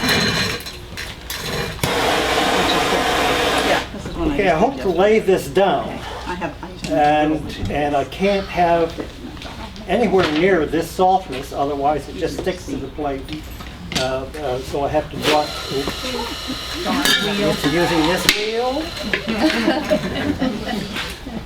Let me take a little bit of the moisture out of that. Takes a while. Takes a while. By the way, that's Sandy's wheel. That helps lay that pot out a little bit. I have demonstrated times that are unfamiliar wheel, and throw a big bowl thing, I'd hit it wrong, and the piece would just fly.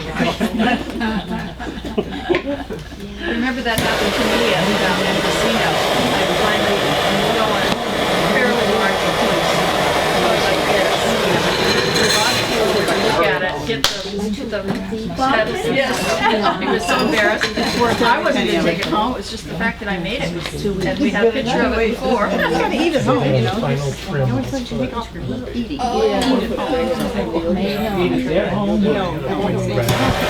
Stay home. So part of that $1,000 Yield on the food. gas pedal?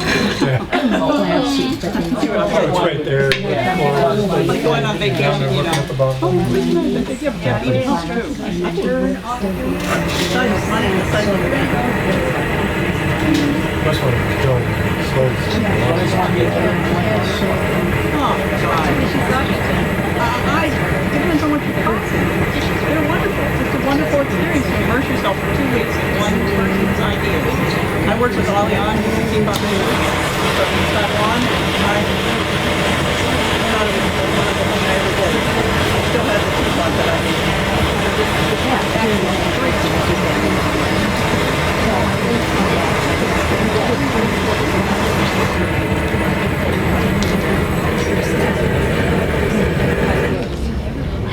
That is one flamethrower, dear. Yeah, I know. What's happening?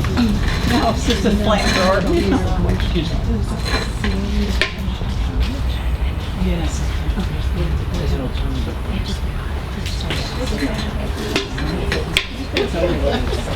Okay,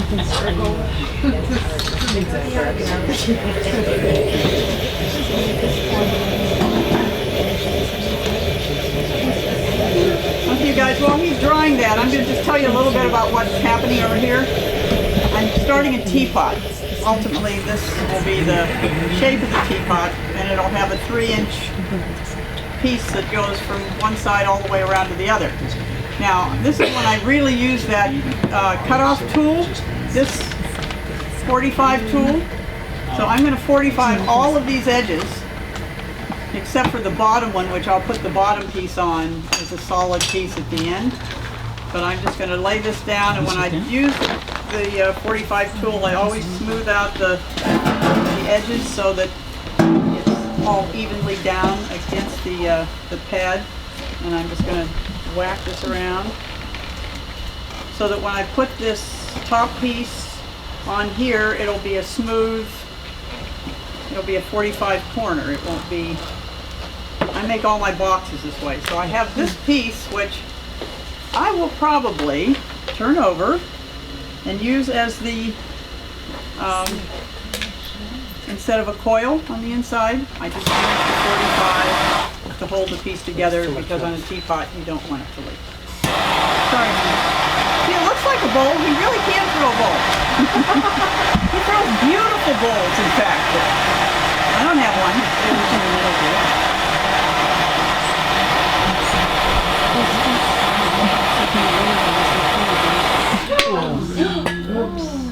What happened? Did you hit it? Oh, I touched it with my Oh, that finger. won't kill anything.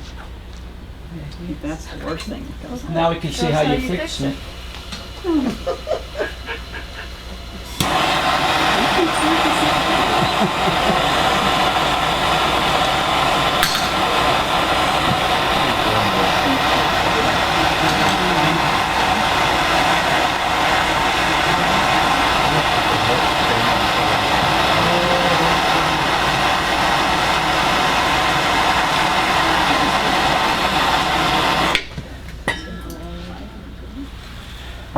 If you wanted to throw a bottle that had this breadth, a foot this size, neck and all, you do the same sort of laying down process. You texture the outside, you keep it small at the top so that you can get your hand in, and you lay the whole thing down, including the texture. Throw a bottomless.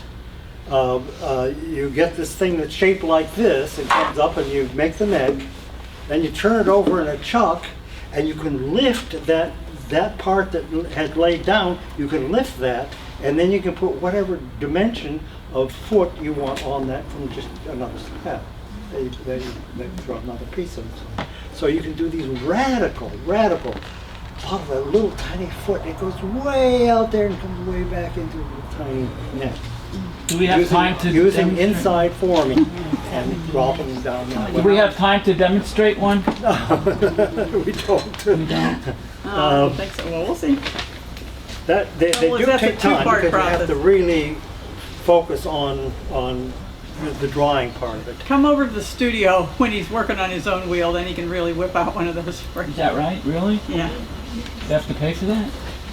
Not usually. That'll be the day when he charges anybody that comes to the studio.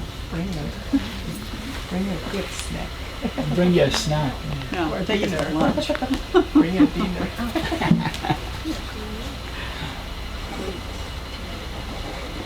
Yeah, we work for food. See?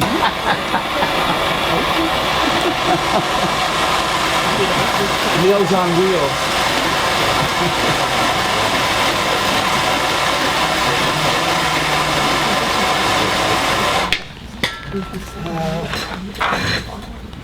Museum piece. I'd love to see the way those glazes get in there. I was in the house yesterday and day before, that's all I was doing. Turning into a glaze. Do you spray your glazes? Oh, yeah. Maybe on the red. What are you looking for, hon? Whatever, 18 or 17 round that didn't come out of the, There's nothing in the car. nothing in the car. Nothing in the car. Is it underneath that, This one? yeah, isn't that it? No. You built the whole thing. Well, this is, yeah, but this is, Yeah, but isn't that what you're gonna put the round on Well, top I can of? put the round on that, but I need something to turn it over on. Oh, if you it's mean, is there round. another, There's a large- here, how about this one? Okay, I'll use Is that. that, if that's not it? Well, yeah, I can't use it. Use the square board. What are you looking for? I don't know what this is. Anyway, you know about printer pads, don't you? Everybody? No. Anyway, I put on some of these Newspaper on top, you know? Oh, there's one right here. Oh, that's where you're. is Right, that but where you're newspaper will really- hold its shape. Here's a printer pad right here that I'm just gonna go That's what I'm for. talking about. this stuff, because of the fineness of the offset printer people throw these away. Not anymore, they don't have them They don't? anymore. Yeah, they're everybody, everybody's Gone. more on It's all them. digital and computerized. Oh, no, the offset They still still use. have them? The offset, Offset printers do. they don't clean There aren't that many offset There's printers usually a anymore. print on this side, you just take some acetone, take it off. Yeah, they're But- gonna soon but- be gone, so that's why we're scarfing up as many as we We're can. using We give them these away all the whenever time. we're running a slab roller, let that be the I don't thing know what that's he in moves between rather around. than that rough I don't texture. know. And it makes for an infinitely nicer surface. And the nice thing about it is that clay doesn't stick to it. You know what I'm saying? You can put- That's you what can I'm work working on right here. He's working on one right now. I work on them everywhere. All my tables are covered with them. We stapled them to the. Yeah,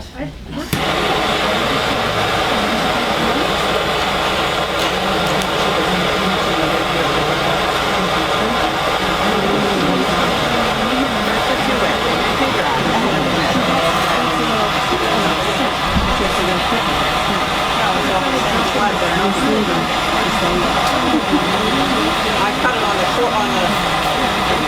I cut it on the 45, so I don't stick it.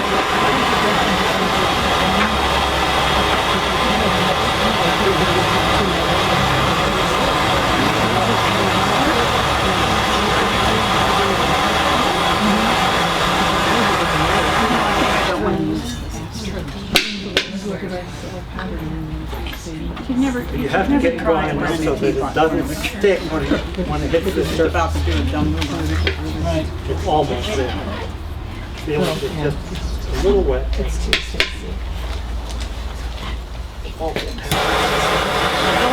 Yeah, make sure you get it dry enough. It doesn't make any sense.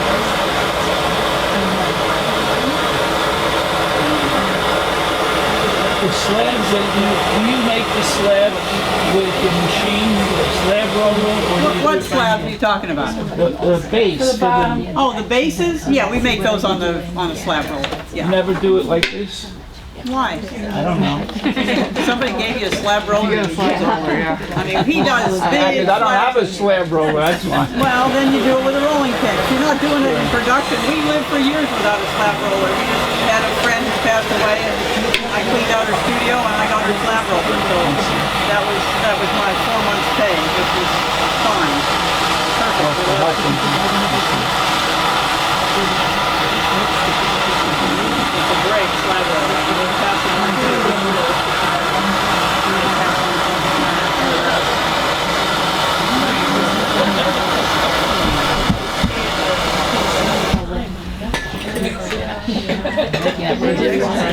Yeah, well, it has to be. Cut it here. You're gonna have something to. Oh, well, that'll work. How wet is the inside? Well, yeah, don't worry. Anyway, you put See, something that's like what you do. that on it. Really you quick. lift it up, and you Take turn it off over, really and then- quick. Magic. So cool. No, you see, Is that magic? that's a little punched up, a little deeper texture, but Wow. not bad. What are you gonna use it for? He's gonna put it on top of the base. You can score this, put flip on it, essentially center that over that, set it right on here, make sure that everything is compressed, and then you do refine the stuff. Aren't you and gonna have do this that? all burned back. Aren't you gonna do that? Too wet. Or what were you, he put it together. This is a because- little bit, Too wet yet? Well, set it off. less, Less what? Oh, this is a 20 inch. Let me measure this. Let me see what. Yeah, I don't want you to not. I thought I had put that close to together now that 17 and a you brought it half. over here. It'd be too hard to take it home. Okay, it's close enough to 17 and a half. You can make it work, can't you? You know what it is, it's a piece of an old Okay. tape measure that died. That, yeah, I like it. Before I do that, My sewing machine tape, but that's the reason. Yeah, I keep those ones, but my stuff's little enough that I wanna. Also, It's getting a little dangerous over there, honey. you see how much fun all this can be. I'm afraid to ask you how you made Once that. you get onto. How he made what? He made that with a slab and extrusions. He's got an extruder Oh, that has it that's cut this right. way. Okay, yeah. You know, That way it's they a get U-shaped uniform extrusion. size. So you pull it down and you pull enough that you get a full circle. And you keep doing it. And you do, yeah. And then the middle one, of course, goes the reversed way. The outside. This is goes the in. extrusion. No, but he brought one. So I have a Yeah. surface. I have a surface that is broader than just an edge. That's what you're showing that I us. put down. In this one, I use the outside one and curl it around a round form and join it, and then I can set it on there pretty much. This one doesn't hardly count at all. It just holds it up if there's a thin spot in the center. With the outside one, you have to be a little bit more careful with. But you see how joined it is down inside here. This flare gives you that. And you end up with a uniformity of dimensions that if you try to throw these on the wheel, it would be a pain in the ass for you to try to get that uniformity. The plate is over there. I'm going to dry this a little bit more It's so got that a I plate can to use. score this. Stop explaining it.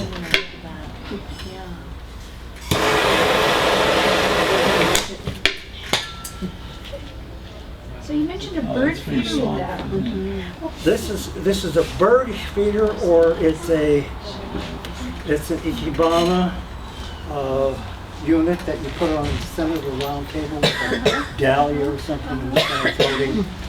It's a little pond that multiple uses. It's right up your I alley. put two of these together. You like it? I'm gonna and then ran a tube through so that I can actually mount this as a garden sculpture that kind of has this mandala shape and you can view from both sides. Because you could slope it, right? Oh, let's not go the fountain routine.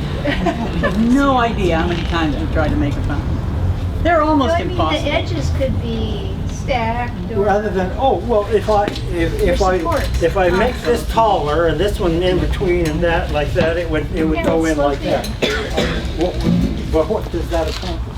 Well, I was thinking if you're circulating, you would have this. Oh, if you had a little fountain-like thing that went out onto the edge and then wove its way back down, yeah, that. Just a thought. Yeah, they're. Not telling you what to do. No, but No, I'm for 50 years, saying, people have been hey, trying you came to up with the idea. Yeah. Now suggesting you Actualize do it. it. Do it. go for it. Do all of you have extruders? Yes. And slab rollers? No. So, A must. there it is, right there. What is that? Oh, That's the die. That's your die. So This you is the can die. copy that if you want to draw that It's on. various sizes. You see it on some of the sculptures over there. I use extrusions to differentiate the panels and stuff like that. But anyway, if you're not handy enough with the tools to have it done yourself, it's generally just a drill and a metal saw that can accomplish those. But you know, get husbands or whoever to help.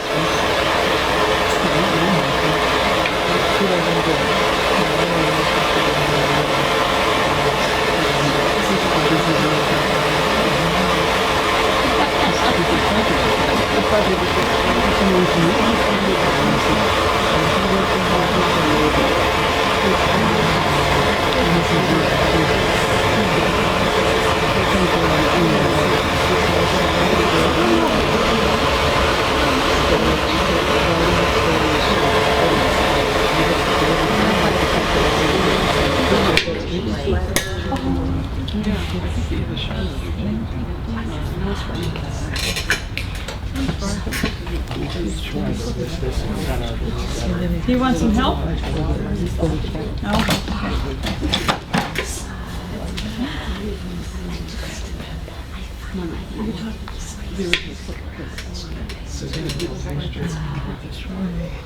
Okay, some of you may have seen me cut this 45 off of the outside of this teapot form.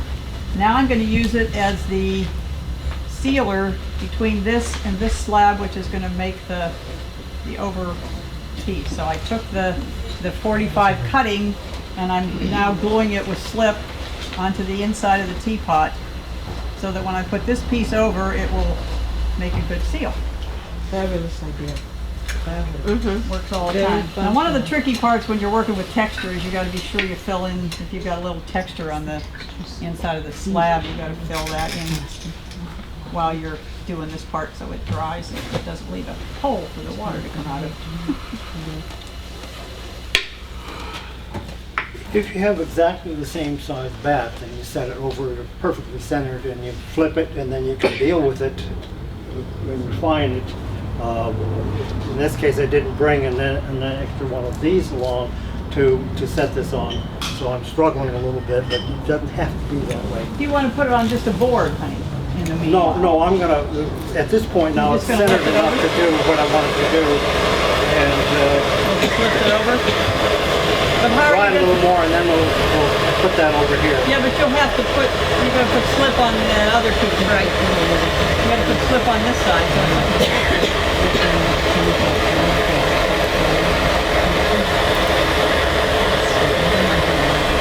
If you want to make these thin, start with 5 pounds. You can get yourself an 18-inch diameter round. Now that 7 pounds would probably do it for a 20-inch diameter.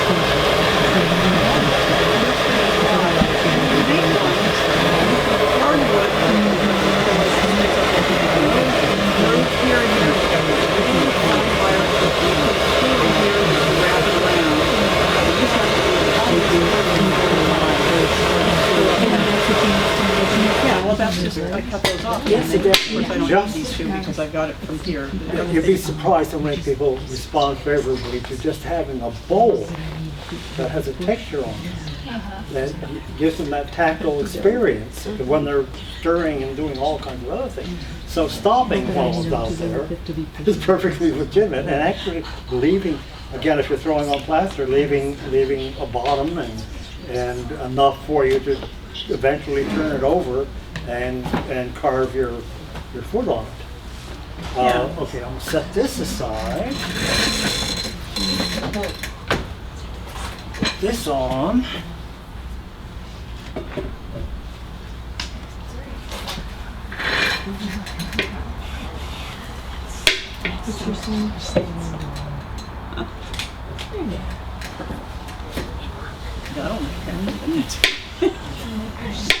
What you get? What are you gonna do?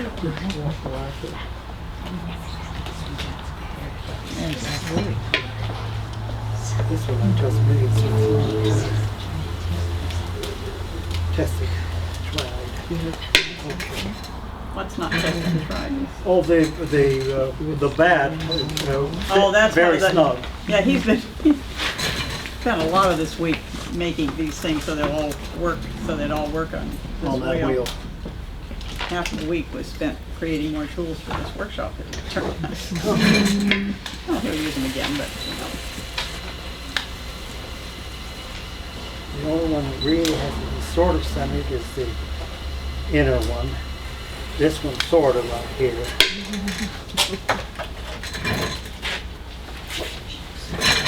Having clay in a slip bag will save you hours of dipping. He's laughing at me.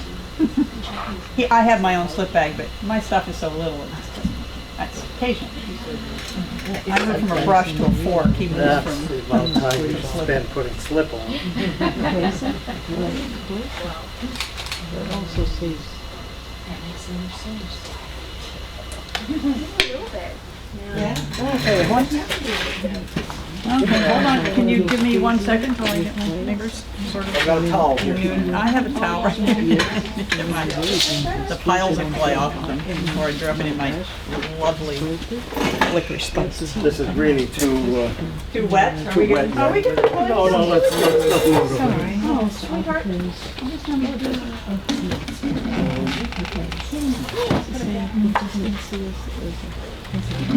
Wait, guys.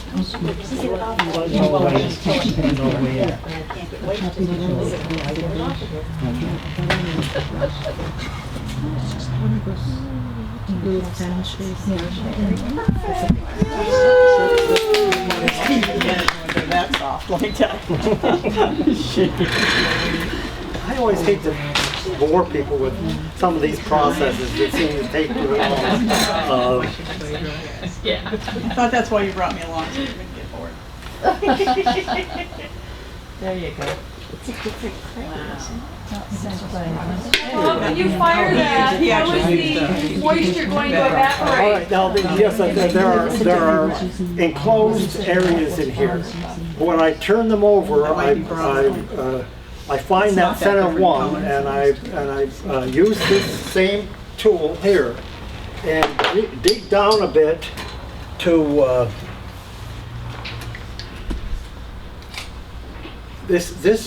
if you epoxy feet on this unit, you want it indented enough so that lateral motion does not rip it off. So I make 3 holes around, and then I can take a sharp knife or something and make a couple holes on either side of that middle range. That is enough to release any air pressure that would build up in the biscuing process. Even though it's sitting upside down, let's set up or whatever. Anyway.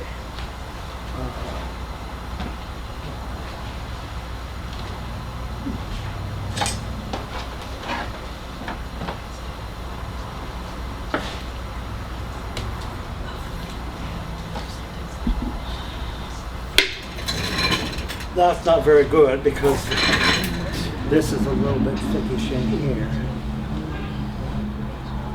But you get the idea.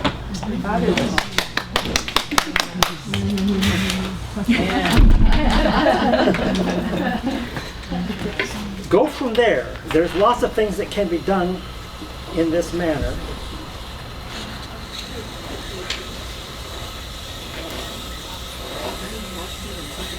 Okay, when you're using this kind of a tool, you grab it up here, you put your fingers near the blade. The tendency, because of the rotation of the wheel, is to rip it off this way.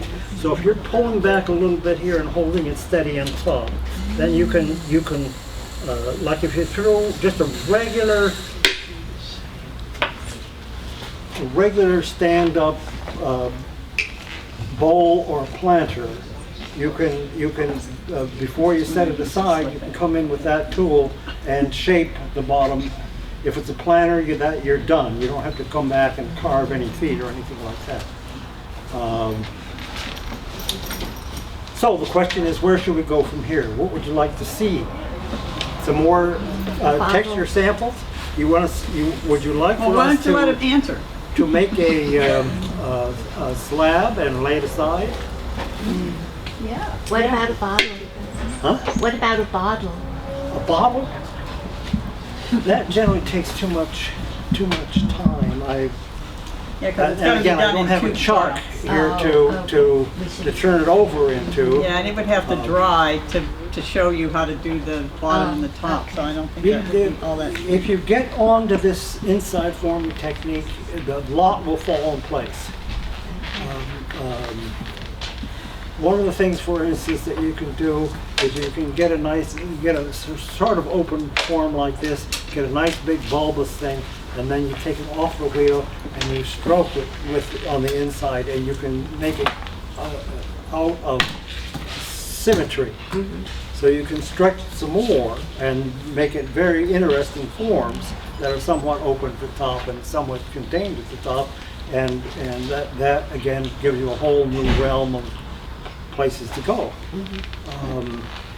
So are those half round ones, or half of All that? right, you cut it in half. cut it in half. Right. You add Some feet or whatever. a base of design- some yeah, sort. A base. You use some extrusions together to do, you lay one of them flat, upside down. Uh-huh. You build whatever structure you're gonna put on it. Then you put you score it and slip it and put the other one on and slip it Okay, down. all right. You generally work drier than this. Thanks. And Correct.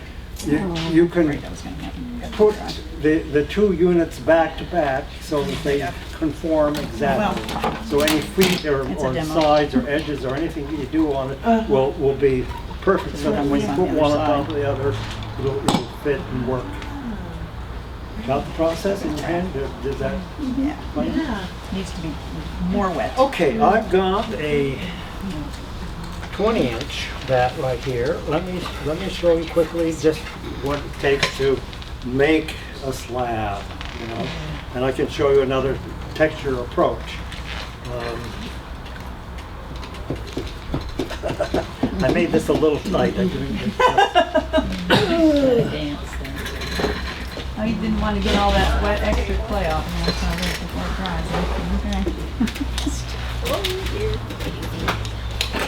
dries. Need more room over here? Bob, over there on the same. Punch room over here. Yeah, there's lots of room here. What's this? Put it there. Oh, this is okay. This is out of the way. Now, I have a question, Yes, yes, excuse me. In relation to what you just did, yes. this one is a little bit, is it the same? You Well, ended that's up, square. I threw a slab this dimension. Actually, it's not even, it's not a whole slab, honey. It's just a section.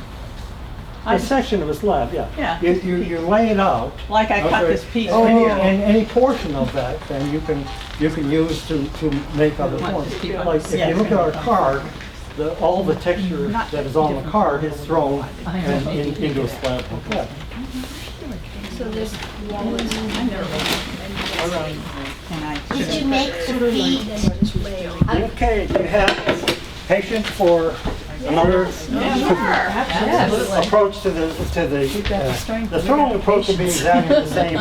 The texture, I'll see if I can do something a little different. That's right. Maybe I can start with this. I don't have to recarve. This part I hate. Well, it's cracked because it was too dry. I'm afraid it was going to get too dry, so I'm filling in. We'll see if it didn't go all the way through, so I'm hoping maybe I should make it drink. My mother used to say in sewing. Make it drink.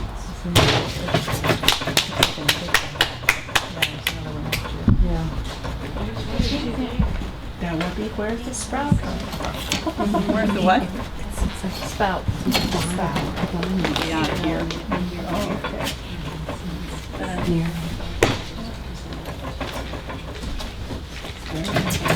Bob, I have a question for you. Do you ever work with folks who are left-handed? Yeah. And if so, how do you teach them how to throw? Do you have that? The left-handed people have the advantage because you have to do more finesse work with your left hand in this whole process. The outside right hand is dull, dumb, braced, Right. just moves with the inside hand. So left-handed is an Have an advantage. advantage. But you don't necessarily advocate turning the wheel the other way. No, Yeah, no, none of that. You just No, I go don't. with yeah. I'm left-handed, and he's right. My right hand does it's the heavy work hand, and the left hand is the finesse hand. Right. That's a an nice way to advantage, say that, really, yes. isn't it?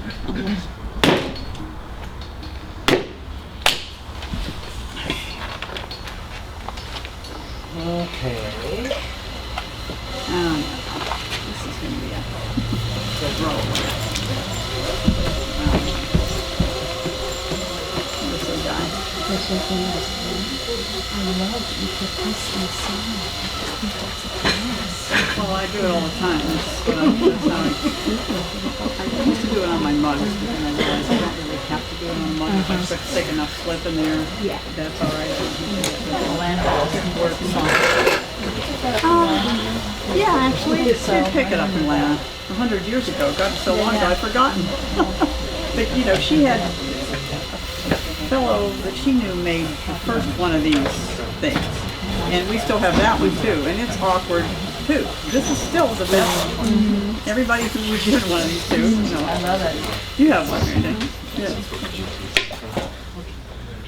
Incidentally, when you're centering on metal, the last thing you want to do is to get this part of your hand down onto the metal because the log will chew it up. So picking up your sharp stick and taking any irregularities out with that does not break any code. You know what I'm saying? Got permitted. Got permission. In fact, divest yourself of code. Okay, I'm gonna fingertip right now. Plenty of water, holding steady. One. Brace against the wheel. This is significantly harder clay. That pours a nice cup of tea. That one pours really well. The black one's more of a sculpture teapot. So it's still cool to see if people can pour very much.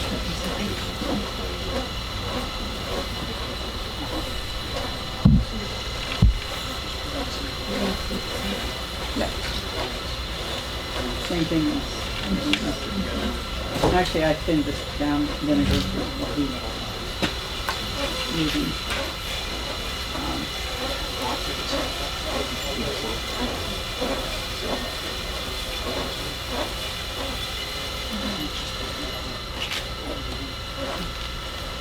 I like, but this would be a decent teapot. I could actually put it together because it's only got 3 pieces.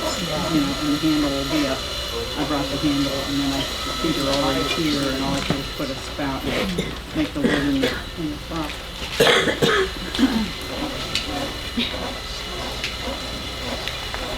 If I had done this a couple times, I probably would have cut the lid out before That didn't happen. What? This is the same slab. Yeah, this is the slab. Yeah. Oh, yeah, of course. How else do I get to take it? Oh, the ones over there? Yeah, well, I try to get him to throw it thinner when I'm doing a teapot. This is a little thicker. Trying to figure out the legs. But sometimes, you know, we go through a lot of slabs. I make a lot of mugs out of leftovers, or a lot of vases, or a lot of. See, I don't mind making those pieces out of something a little heavier because they don't warp as much. The other thing you discover when you start something out on the wheel.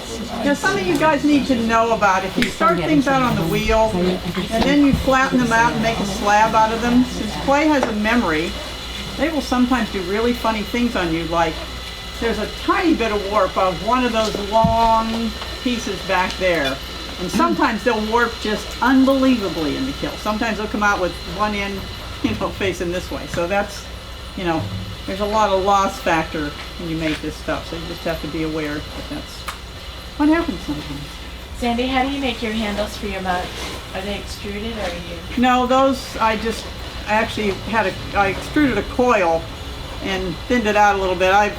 I'm still experimenting with trying to find the perfect handle. I haven't gotten there yet, but they all seem to sell and they all seem to hold pretty well. I have a couple in the kitchen, most of them have just gone. Look. How about the spouts on your teapot? You like the spouts? Yeah, how do you make them? Well, if the afternoon's long enough, there'll be one for this. I'll do the spout. I won't worry about the lid. The lid's pretty self-explanatory. I'll show you my spout process anyway. It won't be finished by the throwing lines. Either go slow enough lifting or speed up the wheel fast enough so that you're not making spirals up the pot. Again, one of those things that I've seen so many amateurs do the great big throwing lines with that waste clay. If you keep the throwing lines closer together, it makes for a more uniform wall, which is one of the things you're going for. Okay, now, somewhere here is a trim. Yes, camouflaged, of course.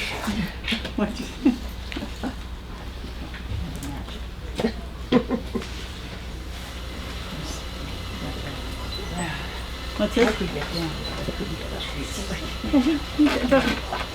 He doesn't make a practice of doing that, but he certainly can when he needs to. Yeah, he gets down and likes to kill. He gets on all fours and goes down and lights all the burners. And we've got 16 more. Yeah, 4 forks. Yeah, 16 burners on this. He doesn't have to light them individually. We got a igniter, but still. How often do you fire?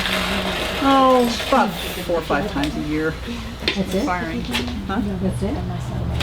Bob, do you ever take your hand and just put it in there and push it out instead of using a rib? I was stripping off the slurry right there because I made it. I was going for uniformity of slab, which means that you have to do risky thinness right in here. And by doing that, which I just did now, I compressed a bit and strengthened that. And I'll make an effort to dry that right in there because when I get out to here, I want it to be relatively uniform. Correct. See? Okay, does that answer your question? Not necessarily. But is it ever your style to not use a rib on the inside is what I mean, and to stretch it out?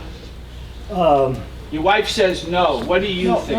No, at the bottom, at the very bottom. You know, this has got a curve, right? Sure. So if I'm working on the inside and working with this curve, you don't dare hit the bat because it'll take your rib like so. Right. So you stay a little bit away from the bat with this, and you end up with this curve. Okay. So the only choice you have is to use that one finger technique and move that out. But you don't use your fingers. You don't use just your hand. Always the rib. You always use a rib, though. I always use I want the compression. I want the stiffness. I want the rib to do its job besides moving it out. Oh, that's what you mean. I understand now. That has a multifaceted reason. Yes, exactly. As I was saying, Marguerite would compress inside and out. Loss of height and all of that I wasn't willing to abide, so I made a variation on her technique and just used the rib on the inside. Gotcha. And then experimented with lots of materials. Some of them did drag too much, and that was the criteria then for sticking with. I don't know whether This is spring steel. It rusts. It's a perfectly good material for making ribs, but that it is no better than the stainless steel. Right. Spring steel. Cuts the same. Yeah. So these ribs are 45 years old. So basically, this technique that you're showing us didn't happen by itself. No. It evolved. That's what 50 years will do for you. If you don't get overly precious with what you're throwing, you can take risks and you can try things, lose it, and you've only lost 15 minutes. You've learned 20 hours worth of experience. Exactly. You know. Important. Yeah. Learn. I can't emphasize enough. Learn from your successes, not just the faults. Did you ever find yourself doing something for months and months and then leaving it and going somewhere else?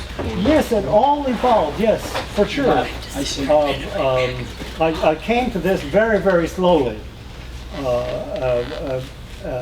If you stay open to trial and error, if you stay, you go to a workshop with Lana Wilson, nothing that she does gives you any information about what you do, but you still come away with her attitude, her enthusiasm, and your benefits. So you want to expose yourself to whoever and however you can out there in the world to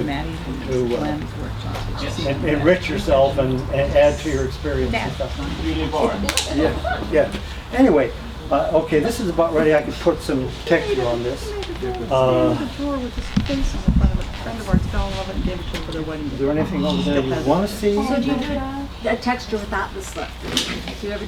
I don't bother anymore because without the slip, it can't be punched up the same way. It's only inside. No, that's just a variation on the one on this. They're a little bit looser and a little bit freer. You ever do circles? Yeah, he did a couple fun partial circles. Remember that one you did with some lines and then some circles? Okay. I'll make it less formal. Big circle, small circle. Yeah, do that. Do that one that I really like. It's got some pretty bases out of it. They were gone. Well, you can go commercial and write your name. No. Oh yeah, that's gonna happen. He's the one that even cuts off the Levi tags off his jeans. I didn't even bother signing pieces until very recently, when a lot of the pieces that I made in Southern California 50 years ago all of a sudden were ascribed to David Cressy. And I thought, okay, maybe that wasn't. It was sort of the Mingay Hamada thing of not ego tripping with your work. I won't worry about but it was a little bit uncomfortable to find that what you did ascribed to somebody else. And he was good, but he wasn't as good as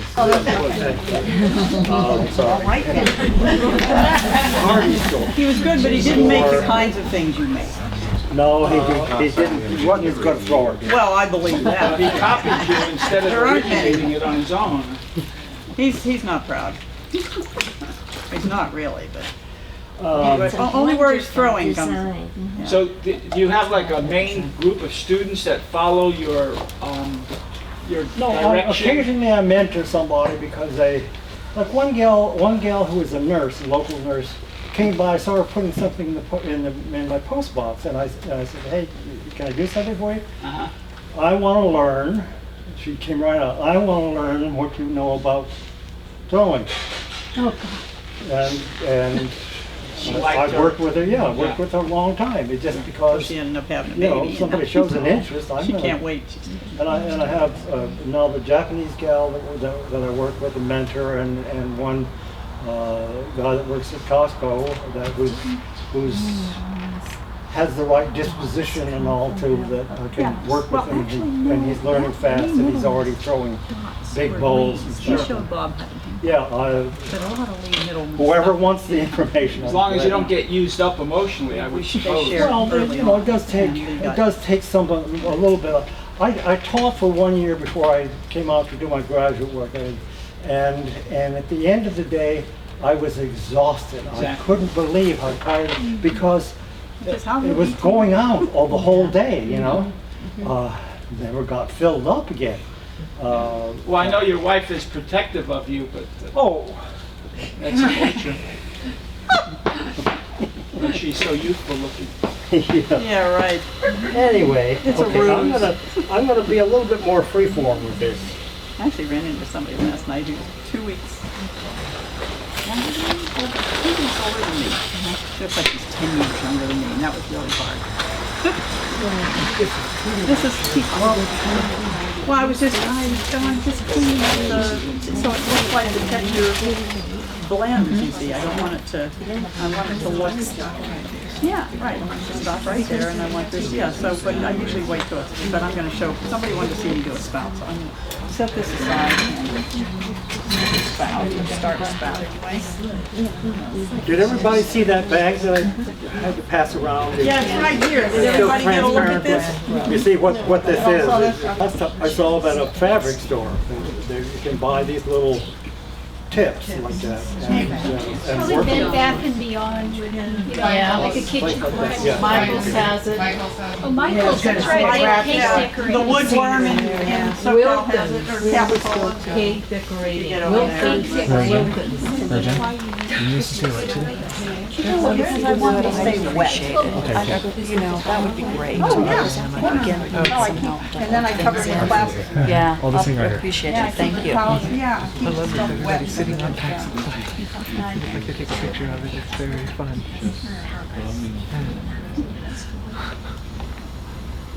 We'd have to make a sculpture.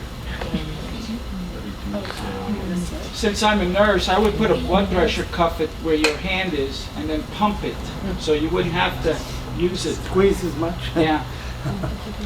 So look how strong his hand is because he squeezes it all. Oh, well, I suppose you're right. I don't know that. I'm not. I'm gonna try something. I usually don't have it quite so stiff. And so it's actually easier to put it on when it's a little more fluid. Sorry for the noise. Is that just so dry faster? You don't make.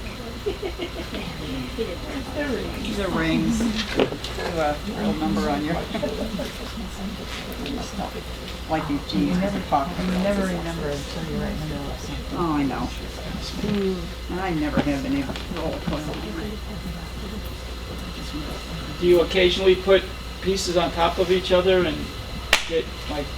Oh, when he was making the big sculptures, that's what he did all the time. Stand, you know, he has a rig on his old wheel at the house that he can stand up on the top of it and operate the And still pedal operate from. the pedal. Yeah. There, if you So he could throw as tall as his arm would reach, right? go to Craigslist sometime and search out for a master gear motor.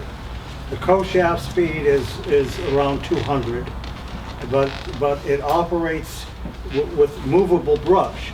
And so you rig a little pulley and a flat pedal, and you can finesse the speed just unbelievably.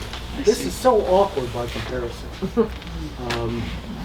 And I don't understand why they can't take that same mechanism that does that and mount it up under, and then have a pulley and spring or something so that you could run a puddle down below.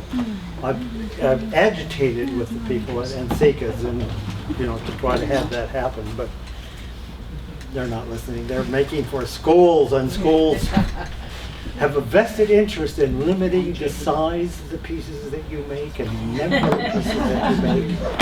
And they want you to sit down because you can't go too big if you're sitting down. All those kids are strong. They don't mind pressing you hard.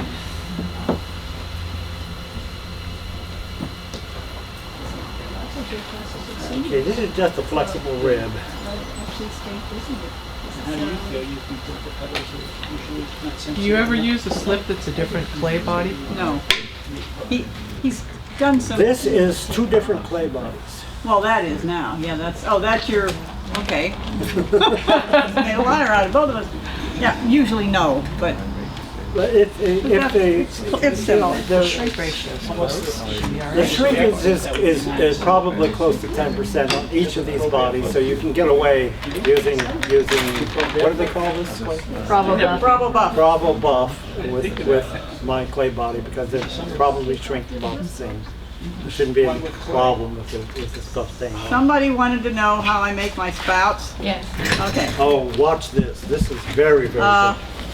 Yes, I have crowd to, around. I have to, well, you don't have to crowd around, but I have to tell this funny story because I got this. This is you can get this at Chinese Clay Art. This is a teapot. This is a Chinese teapot making spout, right? And it's actually not round. You think it would be round, but it's actually sort of flat, and it's definitely tapered. And it works amazingly well. And I went to China the first time with Poe in 2004. Bob and I went. Of course, we get to Yishun, and I'm going, oh, we got to go to the tool stores. That was before he was bringing a lot of the stuff over here. And so I went in and found, oh, he's going to play with this. This is going to be fun. I went in and found this tool. And this is the coolest tool for making teapot spouts that I've ever found. So what you do And is Poe carries them. What? Poe carries now. these, yeah, he Okay. has these now. Good. And they're about $6, I think, and they're the best $6 I've ever spent. Use a tapered coil. I use a tapered coil. Use whatever you want. And what you're trying to achieve is you want this point to come out at the front end here, right? Okay, yeah, move it back, good idea. Okay. And yeah, yell if you can't see stuff. That's what you have to do. Then I try to get my fingers to be about halfway into this hole right here when I start. If I could be steady enough to hold it. Then you start to roll. And you're pushing forward with this, and you're not waving back and forth that much. You're not supposed to be waving back and forth that much. And this is more by feel, and if any kind of luck, I'll come out pretty close to the middle of the little thing at the other end. See? There you go. Pretty close. And then you roll it, more pressure on the right hand than the left, and pull it out and pull off the excess clay. And you're starting your hole. It's not very big yet, but I make it a little bit bigger.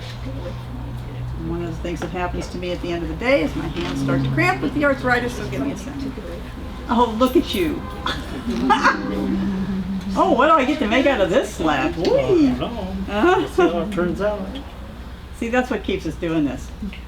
You know, he comes up with something new. And so anyway, I'm going to keep rolling this until I get it, you know, about what I think is going to work for that particular teapot, and it's getting better. So you got a fair size hole at this end, probably longer than I need it, so that's the good news because you're going to want to cut it.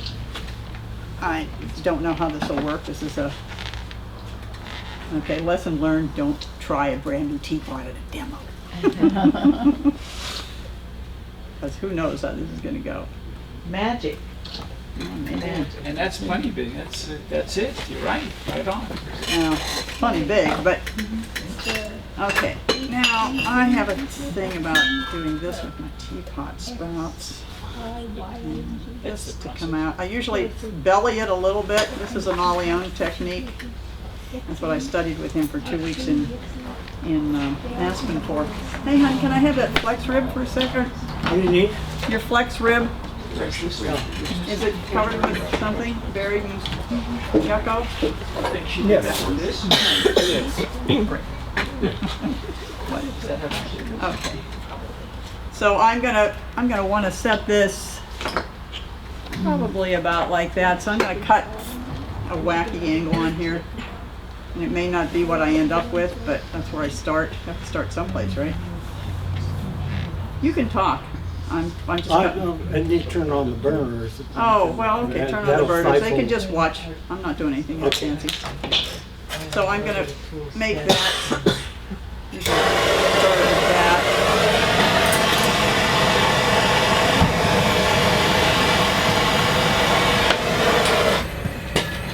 Okay, now we've got somewhat of a beginning here. But I want it more vertical than that, so I move up a little bit more. Now this fingers. Oh yes, it's fun getting old.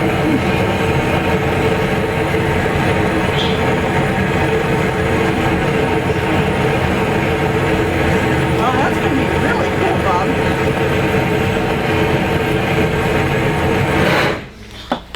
Jeez, you don't burn the joint down. I still don't know which way to turn this. Yeah, we noticed that. Now, Oleon says you should make your spout attachment area, you kind of pinch it, and so you've got a little bit of area to attach, but then I'll trim that before I actually put it on there. And I also have, I don't know whether you've seen these other tools that Poe sells, but these spout tools are, I don't know how anybody makes a teapot without these. I'm sorry, you're talking about Poe, P-O-E? P-O. Chinese Poe play art. Zhao, Oh, ChinesePlayArt.com. He's over in Cupertino. And they just moved down on Deanza. They just moved south of close to Prospect. Deanza and the Prospect. Yeah, right. And they're right by the piano store. Right.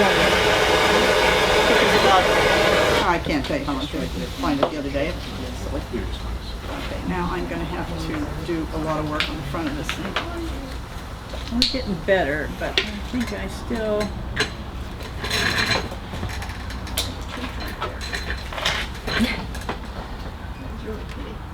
Yeah, well, I've got actually I have the right one here.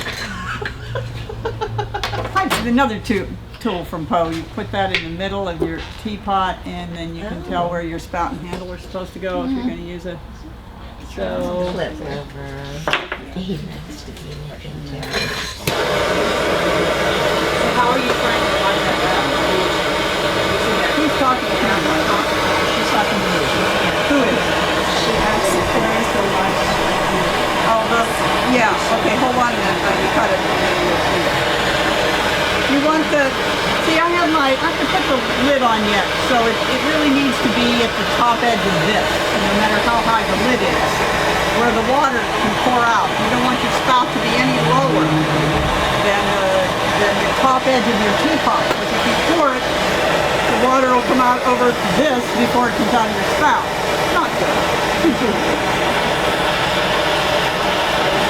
I spend a lot of time on the spout if I do it at home, so this is going to be just rough. I'm not going to do the fussing stuff on this.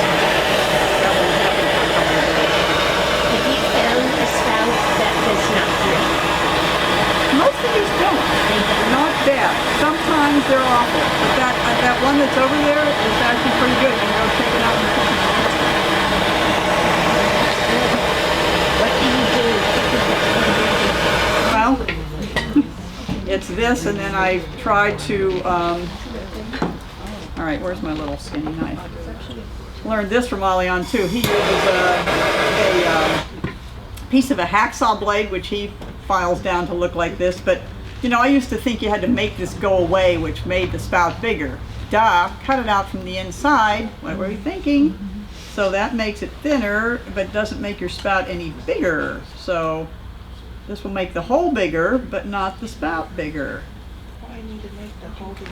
So that this is the biggest place, and that this is the smallest place. You want it to run from large to small. That's what helps it not to drip. At least that's one of the things that works. And not burble. And not go glug glug glug glug glug.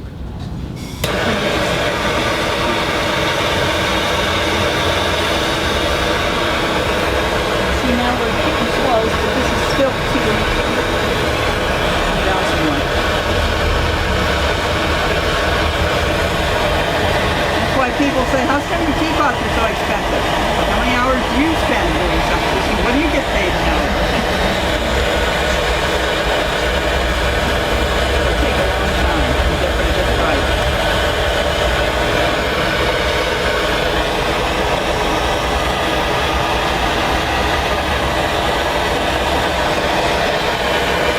Now it's getting pretty close. Now can you see how this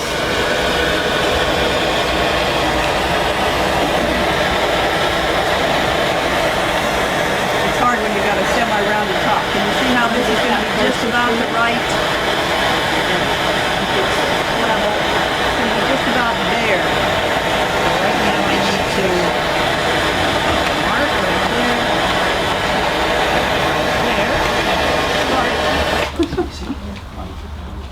Oh, that's cool, Bob. Is that a slab?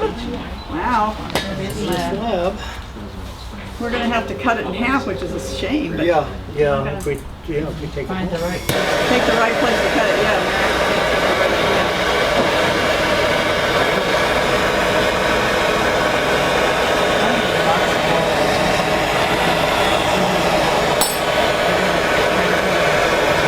Lots of what? Holes with your spout right here. That'll keep it from dripping. The water will run back into that instead of running over the edge. So you kind of pull this down a little bit. This is really rough, guys. I'm not going to try to finish this up this afternoon. I'm going to cover it and fuss it in my studio. Hopefully not tomorrow. We're going to forget about clay. So you use your fingers to push the bottom out? Yeah. No, I use the fingers just to control the edge of this lid. Yeah, What do you do to get that bottom out? Oh, yes, that's that one stroke. There is essentially it's like this, using this small point, but I have a, With your sponge in because I'm hand. right against the metal, in order Yeah, I to know, protect I did. my I figured fingernails, the same I thing. have a sponge in Yeah, there. that's gonna be, not gonna be bad. But it works the same way. The smallest point, Now, do I point wanna try to put the rigid spout on or here. not? See, so that Yes. you use that Put the spout lever on, I there, gotta get it and if you screwed put your through. elbow up, you see Right, you've I got would different not. strength, and then you use that one little point to move it out with the sponge in between. Yeah, there's lots of work to be done on this Not stuff. pressure to hold it steady and to move it out. I started out with that and the, Now, the thing I wanted you to notice is look how this up here is staying unbroken, and this is staccatoing out down here. Yes. Because the stroke that is this way will break up. These that are more vertical will not. They'll just increase the space.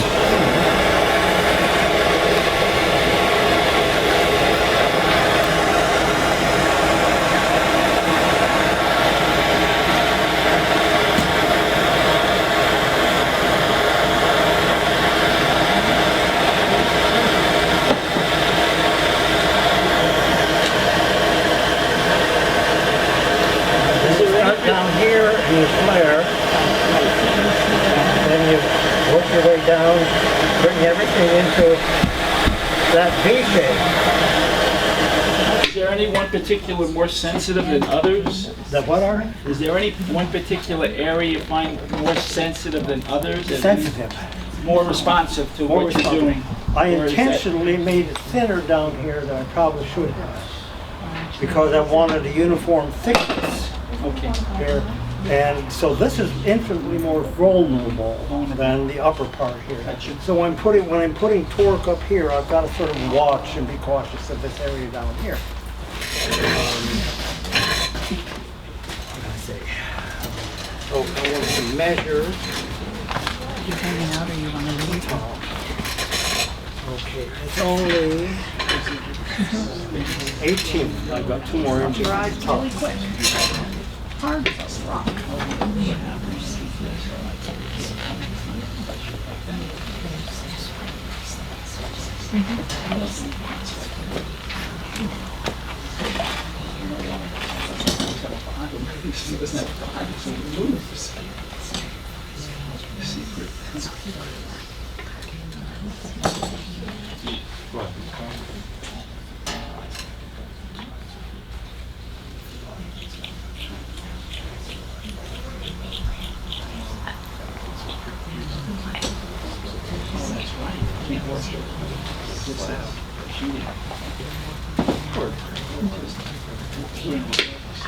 So it's the same thing with a bowl. If you get bowls down here and then you put pressure at the top, that's when it goes wee wall.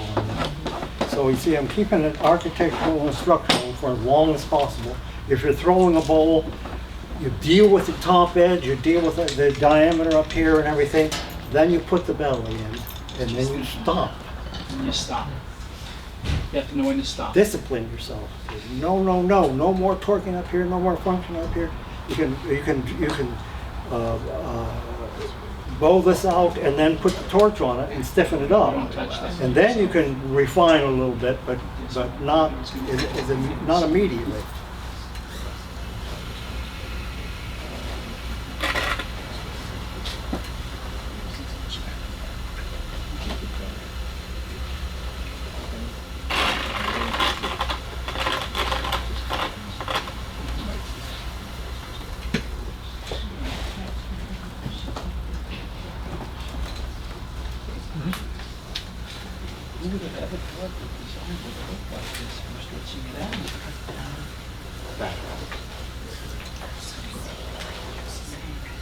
I like your design, if I may share that with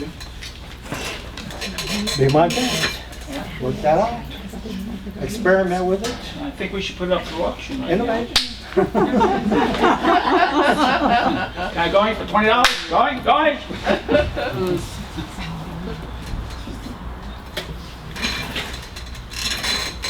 I have to say that I feel a little uncomfortable for you because I'm tired and I don't know if you are. I hope you aren't. Not bad. I want to take advantage of What it. time is it anyway? It's 3:20. And this is supposed to go to 4? Yeah, we're getting there. Okay. But you We're can gonna stop finish earlier. bringing this out and then laying it out. We're okay, unless you guys are tired. If you guys are tired.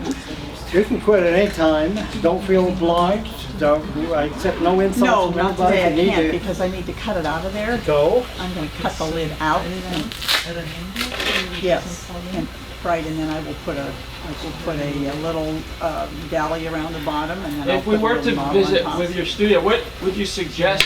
Write to you on email and set up the time that would be available, or what works for you? You can do that, yeah. You get a hold of me and probably if I'm in the studio producing anyway, then I certainly will tell you what is going on and why I'm doing things and give you a refresher or an intenser, and you can work on one of the other wheels by yourself as we're doing it.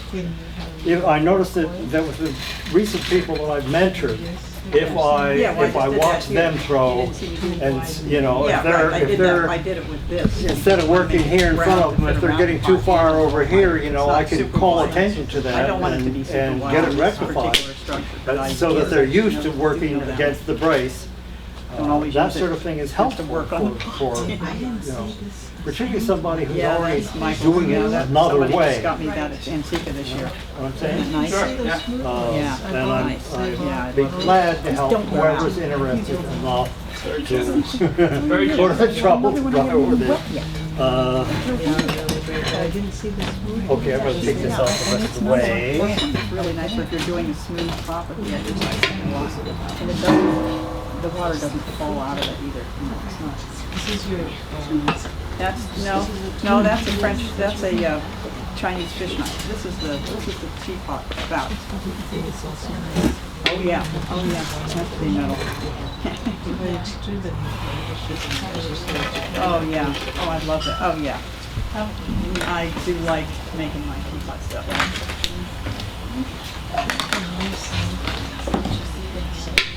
So Bob, are you trying for a size? I'm trying for a vertical here because when you lay it out, unless you want to create a big arc, then you lay it out a little bit more at the top and cut it in two and use the sections that have a more gentle sweep than a round. But by experience, you know that if you have this much clay and it's 20 inches, it's going to be a slab, a suitable thickness for a Well, slab? we'll cut it and lay it out. Okay.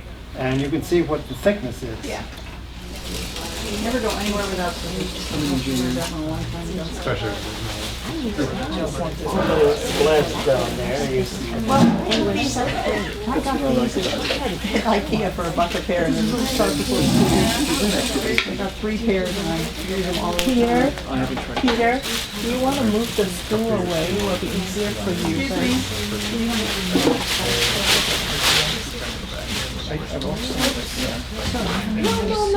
No.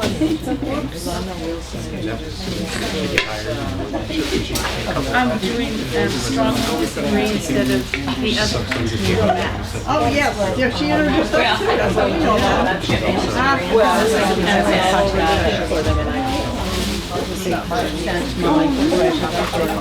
Well, you have to look, just go online and look for offset printers. That's the only people that have them.